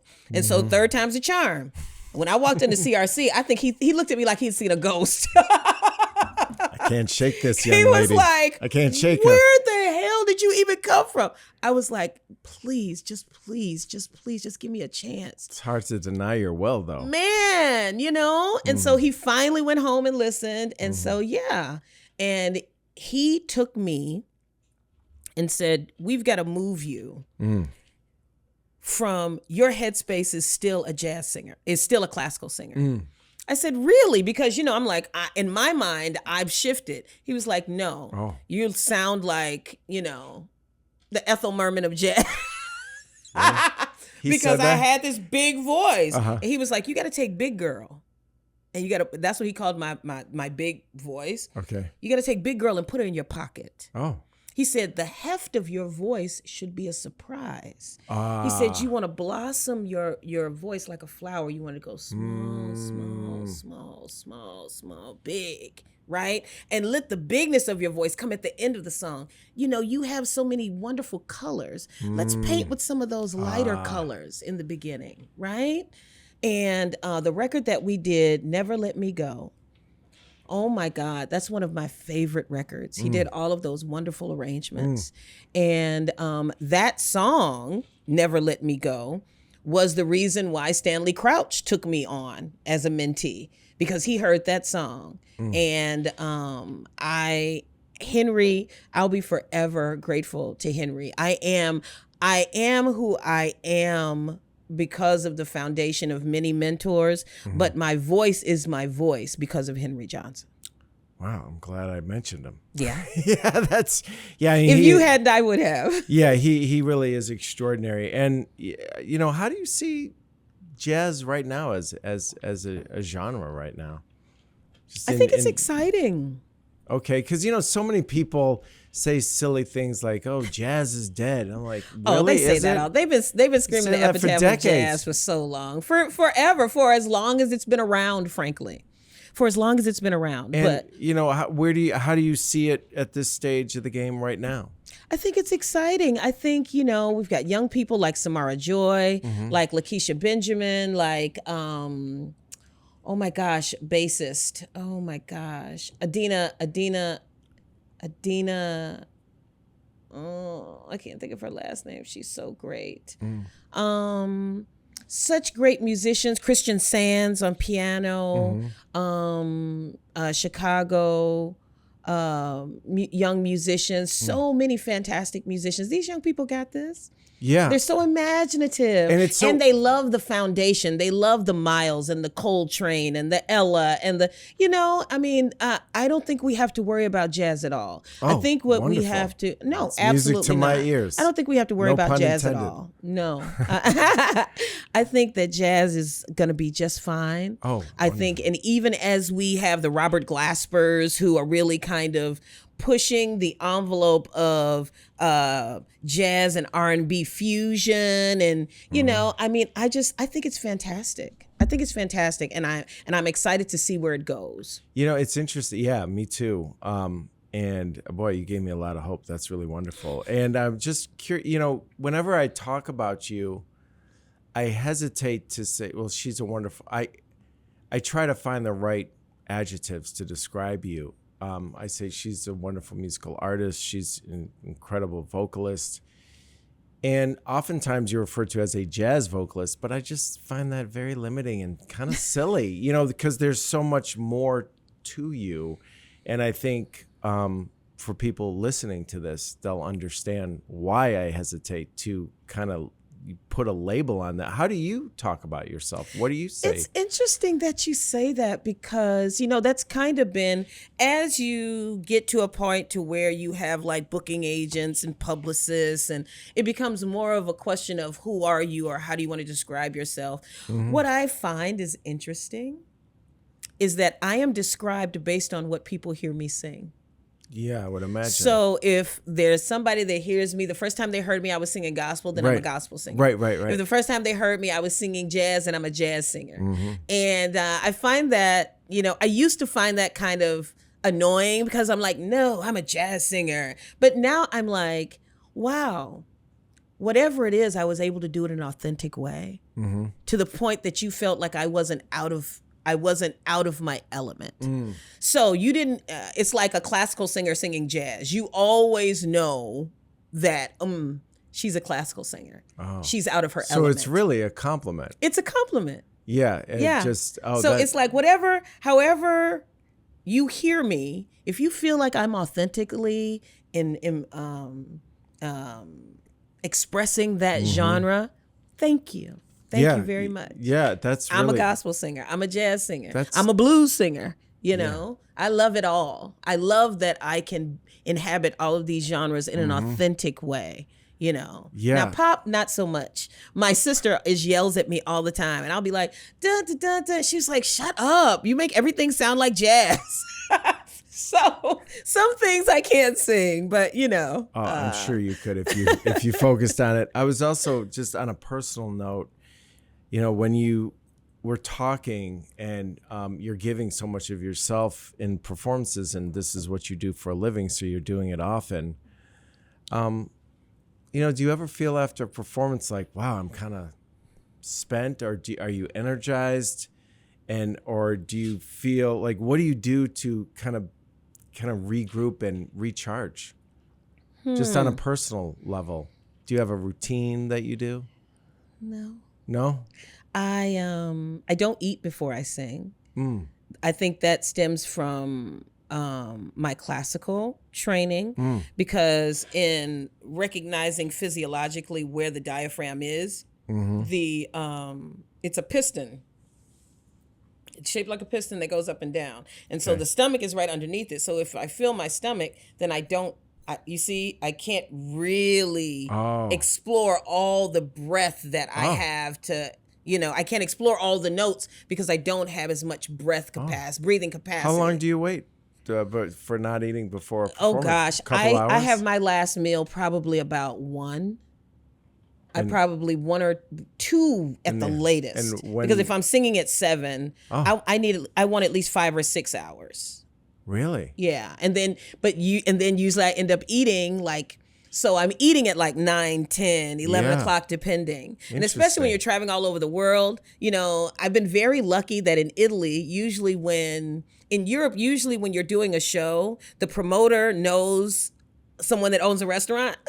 So they keep the restaurant open late for me to come and eat. Nice. The band usually eats before me. Sometimes they'll wait for me. You're starving after. Oh yeah, very much so. Very much so. Yeah, because not only have you not been eating, but I mean, I would imagine you're on somewhat of a high and you're just feeling good. And then Yeah. you're also like, oh my gosh, I really got to eat. And you're famished. And then you're bonding with your fellow musical artists. And then that's a after, beautiful... you got to meet and greet. And, sometimes I sign autographs and sometimes, I always come, one of the things, especially in smaller rooms, you can't really do this in bigger rooms, but in smaller rooms, I make it a habit to go down into the audience and shake everybody's hand. Oh. And just thank them for coming because oftentimes I'm not a household name and I know that, and so when people come they're like, it's an exploration, it's like let me go see this Tammy girl, let me see what she can do, and they're always so thrilled and they have such a good time, and I might get a standing ovation sometimes and that kind of thing, and so I just want them to know, thank you for taking a chance on me, thank you for coming out, and I mean, you got a lot of choices. It's Friday night. It's Saturday night. You didn't have to come and come see somebody you never heard of, so I appreciate that. Yeah, you're one of these artists that exist that are so unbelievably talented that are not known in the mainstream landscape, but you've had a lot of incredible moments where a lot of people have seen you and you've toured all over the world. It's like you're almost this hidden gem to the mainstream awareness to a certain degree. And that's why it's such a pleasure to have you here, because in my humble opinion, more people should know about you. So it's been a real pleasure to have you. And I was just, to wrap up, this has been great. What is inspiring you right now artistically, and what are you really inspired about, and what's really fulfilling, getting your creative juices flowing? What is inspiring me right now is new music. I have been writing for years. I never had the courage to really perform my music in public. Okay. There's one song that's on the Never Let Me Go record that I co-wrote with Henry and Kevin Beauchamp, who was the producer. But other than that, I've always kept them to myself. Going back to the beginning when I said, this sounds hokey, this sounds silly, but I have had a lot of wonderful angels coming into my life and given me a lot of confidence around presenting my original music. And so that's something that I'm working on coming up in the new year. Also, a new record. I wrote this song called Black Sun. Okay. And it's Black S-U-N sun, meaning how, the rays of your child's love shines on you. And after this little boy in, I believe it was Denver, was killed by police. And he reminded me of my youngest, Adam. And I just remember thinking, they played the body cam, and you can hear this kid's voice as he's being, jostled and mistreated. He's like, ouch, oh, sorry, ow, I'm sorry. And so if you were somebody listening to this voice, you would think this is a kid, this isn't a thug, right? This is obviously, you picture this kid wearing glasses, a nerd, as he's engaging with the officer. Oh, I'm sorry, sir. He's like, what's going on? Long story short, he was accosted for not stopping, walking while black. He had on earphones that he was listening to his classical music. He was a violinist. And for whatever reason, his skin color deadened the senses of the cop, because if he could hear him, he would know that this was not a threat. If he could pay attention to his body language, which wasn't threatening, so how the senses are deadened by, racism, and how this new Jim Crow that we are living in, I feel compelled to have a conversation. Amen.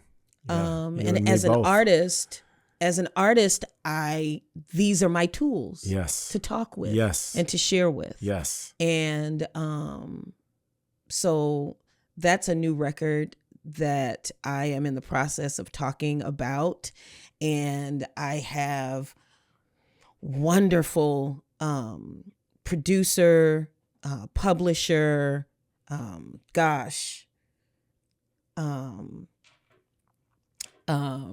Cutarella that I'm working with. And so that's the project that's in process right now that I'm building. I'm really looking forward to it. I am within that realm. I get to pay tribute to my cousin, Les McCann, who created music around this very experience, right? Compared to what Comment, so I'll be replicating a couple of those songs, remixing some of my old stuff, and sharing my new music. And I want to create something that, really speaks to my people and the powers that be, I'm looking forward to this. I'm really, really looking forward to it. Yeah, There's so much music. There's so much music that my mentor, Mr. Clayton, I said to him, is it weird to already be thinking about the next record after you finish mixing the last one? He said, no, absolutely not. Right. He said, there's so many records that are in your brain at any given moment as an artist, right? And it's when the music meets the moment. So the musical idea rises to the surface when everything else kind of comes together around it, Right. And so this relationship with Bob, really kind of, we were talking about one thing, and then he said, but what do you really care about? And that's when I knew I had the right person, right? And so I said, well, actually, I've got this little engine that could. And he was like, now see, that's what I'm talking about. Right. He said, I want what you're hungry for, because then everybody else will, feel and resonate with it. And so when I shared it, I felt like it was this little secret I was keeping to myself. And he was like, let's go. And so I'm really, really excited about that. Oh, that's beautiful. Yeah, you're going to be keeping it extra real, which is a beautiful thing, which is what a true artist does. They're really getting to the essence of and speaking, some of the most wonderful artists like the Staple Singers or Bob Dylan or whoever the artist is that actually made Stevie Wonder, that, is, living just enough for the city. Yeah. They have something to say. Music, it's so weird to, talk about music. The Staple Singers used to be spoken about as, creating message music. I'm like, what? All music has a message. What? That's so well. It's so because silly. they don't want to hear the message, right? Exactly. So they get to choose what the message is going to be. And then also, for a long time, I think I look at Stevie Wonder or I look at the Staple Singers and I think, who am I to say something? Who am I to share my thoughts? But they were me, right? Yeah, they were me. They weren't Stevie Wonder back then. Exactly. They were a musician like all of us that, want to make good music, want to connect with people and want to share our stories. Totally. And so, it's less about ego and more about really wanting to connect with people, all people, and I feel like there's this cynicism and this actually, honestly, low self-esteem that allows people to fall back into this Jim Crow-esque way of being, that's conditioned. It's a conditioning around you think you're why I think it was James Baldwin that said, there's some weakness in you that you felt like you had to create the Negro. What is it that you needed to find somebody to stand on top of? One of my songs is called Moral Monster, based off a writing by Mr. Baldwin. You know? So Brilliant. I'm like, you sit in church, you sit in this pulpit, and then you walk outside and you spit on somebody, or you think you're better than somebody, or you lessen or lower somebody. I mean, it's the psychosis is not mine. You know? But I'm here to uplift you, and my music is here, and my message is here. Our message is here. Our music is here. Yeah. And you can't love us and hate us at the same time. The message has been around for a while, and we've seen it personified in people like Dr. King, Malcolm X, Marcus Garvey, and people and James Baldwin, and you are, you know, this lives inside you, and you should. I had no idea about this album until you just told me about this. Nobody does. You're the first to know. You're the first to know. This is very, very exciting. I'm very, very inspired, and you know, I just so our audience members know, I did interview Tammy McCann. Gosh, I think it was in 2014 at the Jazz Showcase. 10 years ago. I had you perform. I got you performing with Lawrence Hobgood, and I interviewed you about, you know, where you were then, and now we've got this now, which we'll leave links in the show notes. I got you performing at Millennium Park at the Jazz Fest, which we will leave a link in the show notes and all that.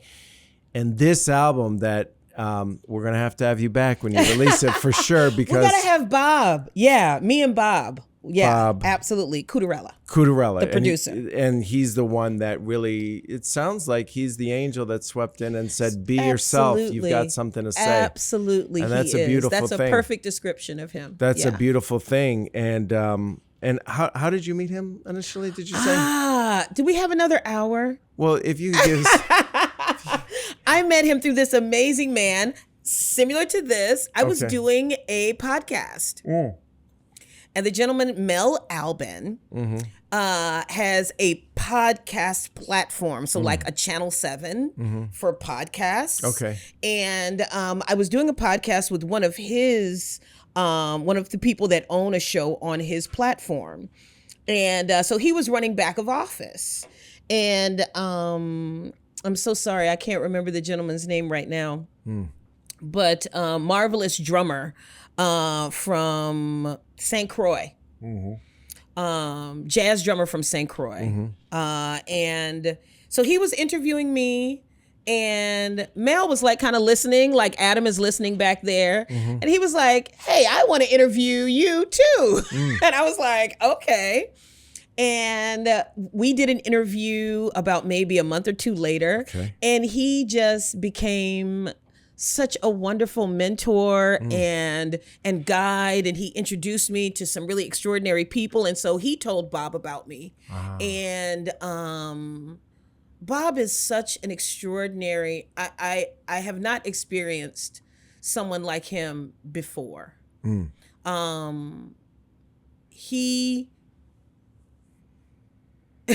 Mel said, hey, I'm going to tell my friend Bob about you. And I'm like, okay. So he's like, Bob is this producer, publisher, you know, Quincy, you know, Stevie. Oh, he's been Sting. around the block. Okay. Oh, okay. I'll send you a link. Yeah, sure, please. And I'm like, okay, that's amazing. Thank you so much. And so we finished our meeting. And so I'm going to another meeting. And then he calls me. He's like, hey, I got Bob on the line. And I was like, huh? He was like, well, I sent him your stuff. And he's like, I want to talk to her now. I'm in the car, right? And so I'm like, well, maybe, you know, like I'm going to this thing. I'm in the car right now. Maybe, you know, this isn't the best time. And so he's like, well, okay. And so he hangs up the phone. And I'm driving and I'm like, are you dumb? Like, this man he's so excited. He want to talk to you right now. So I call my other meeting. I push it back. I call him back. Right. I said, hey, Mel, I'm pulled over. If he still is available to talk, let's talk. We talked for an hour in the car and asked me questions. He was like, listen, let's get on another call, you know, in a couple of days. We get on another call. We talk for 2 hours. That's a good sign. And then we get on another call. He's like, I want you to share with me music that moves you. Because I've listened to all your music. I've listened to about 40 songs of yours, all the way from he said, all the way from your gospel in Italy, all the way. So he's done his homework on me. Oh, wow. Right? Okay. Oh. He was like, I've listened to everything I could possibly find. He's like, now tell me, I don't want you to send me your music. Send me music you like. So people you like. What'd you send him? So oh my gosh. I sent him everything. I sent him Sting. I sent him, Ramsey Lewis. I sent him Ahmad Jamal. I sent him Sarah Vaughan. I sent him Jamiroquai. I sent him. Hello. I sent him Aerosmith. I sent him. Really? I love everything. Okay. Right? That's a But nice I mean, list. things that really get me, right? Yeah, sure. Okay. And so I sent him all that. And so then we have another phone conversation. And he was like, who are two people that really made an impact on your life? So he's like, really wants to get into the heart of who I am as an artist so he can produce the best product. I've never had, this experience has been so what is the word? Transformative? Transformative. Thank you, my little thesaurus. And I said, well, there are two musical moments that really impact me. Two gentlemen. I said, one is Pat Metheny. Mm-hmm. I said, he wrote this song called Always and Forever. Okay. And I heard this song for the first time. I was in Italy. And as soon as I heard it, I was like, I want to write lyrics to this. This is like the song of my life. I played it for my children when they were babies. I want to play it at my funeral. This is like the song of my life, this song. And but I kept trying to write lyrics and it wouldn't come. In like 2 years, I'm driving along to the next gig. We're driving through Tuscany and I'm looking out the window and I'm like, man, I love Italy. The pace of life is so slow, and if we were in America, people move so fast. They would miss a moment. They'd miss a smile. All types of moments. That might change their life. Oh, totally. And I was like, that's the song. Oh. I wrote it in like 20 minutes. Wow. Right? Oh, I want to go. And so he's talking. He was like, oh, one of my best friend's sons is Pat Metheny's, sound guy. Oh. We should be able to get him that song. And I was like, what? Okay. And he was like, well, who's the second person? I said, so the second one is kind of weird. You may not think this person, but this person helped show me that there's a synergy between classical music and jazz music. And as I go along in my career, I want to do something like that, I said, his name is Gino Vanelli, and the record is Pauper in Paradise. Okay. And Bruce Williams introduced that record to me. Oh, I'm not surprised. And when I was 14.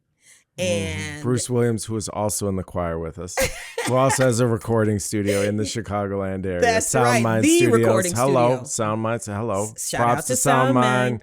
Anyway. And he started laughing. And I was like, well, I know it's not like... Why was he laughing? I know it's not like he's not like the most well-known person, but I think he's extraordinary. I think that his voice is amazing. He has this song called The Surest Things Can Change. And I want to sing that song so bad. I just love him. And I said, why are you laughing? He said, I got Gino Vanelli one of his first record deals. I started screaming and hollering. Naeem called up from upstairs like, what is going on up there? I was like, nothing. Yeah. I was like, okay. There's a synergy happening. There are no accidents, Steve. None. And it's really interesting when you talked about the first song, people missing a smile or a moment in this culture of, hyperactivity. And I think that's what COVID really showed people. Like they get off the hamster wheel. Hello, Jinx. 1, 2, 3, 4, 10. And they realize, holy crap, I'm missing my life. My life is going right by me, and I've been numb to it. That's right. And so a lot of people transform their life. I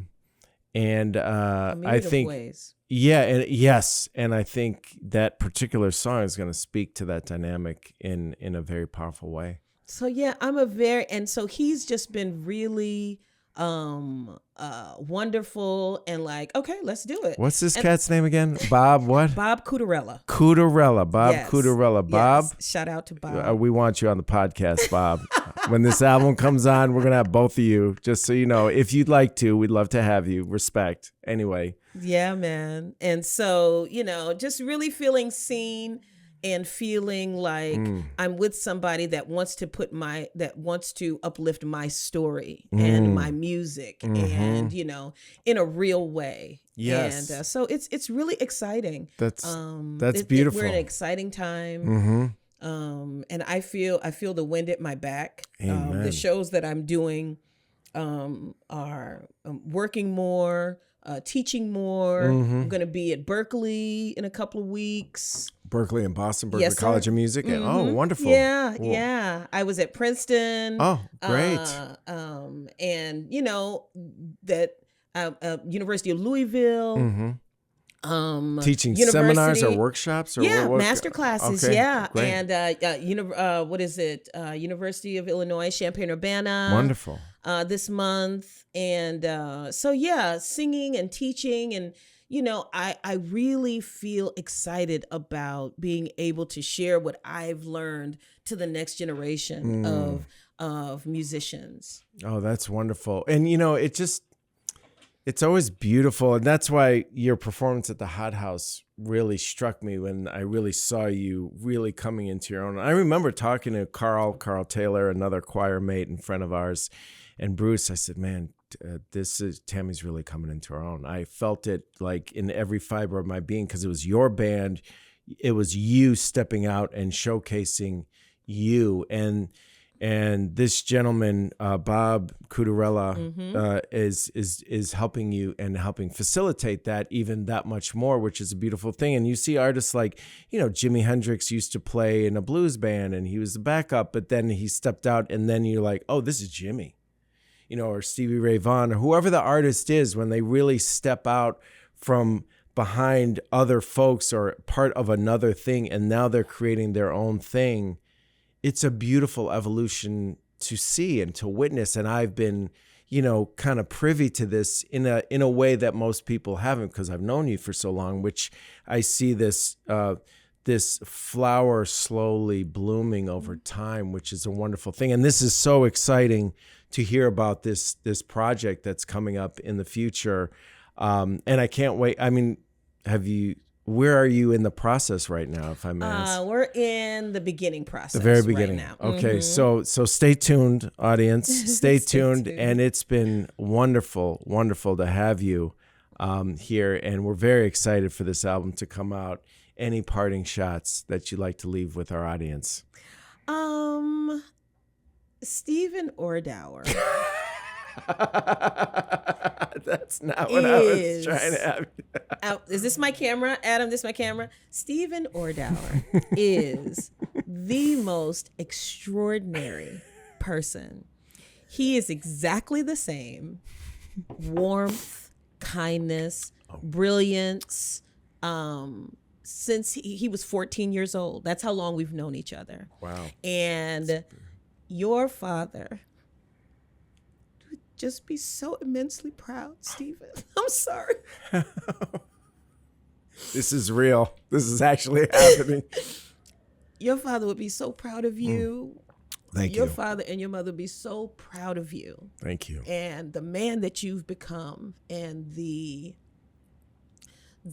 courage that you display and the way that you pour into the arts and it's just really something to behold. So as you have had a front row seat to my becoming, I've had a front row seat to yours. And I thank you so much for all your support and always being there for me, my friend. God bless you. Thank you. God bless you. And thank you. Thank you so much for being on the show, Tammy. It's been wonderful. It's always wonderful, sweetie pie.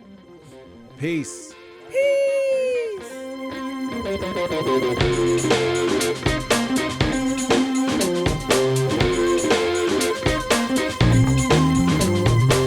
thank you for tuning into the show. Today's episode was produced by me, Steve Ordauer. The technical producer and editor for this episode is Adam Shakur, and our social media manager and graphic artist is Carrie Tanner.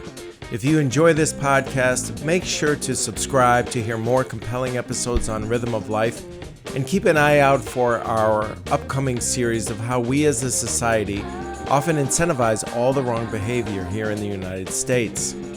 We see this in the healthcare industry, the media, and in our educational systems, to name a few of the fields we will be covering.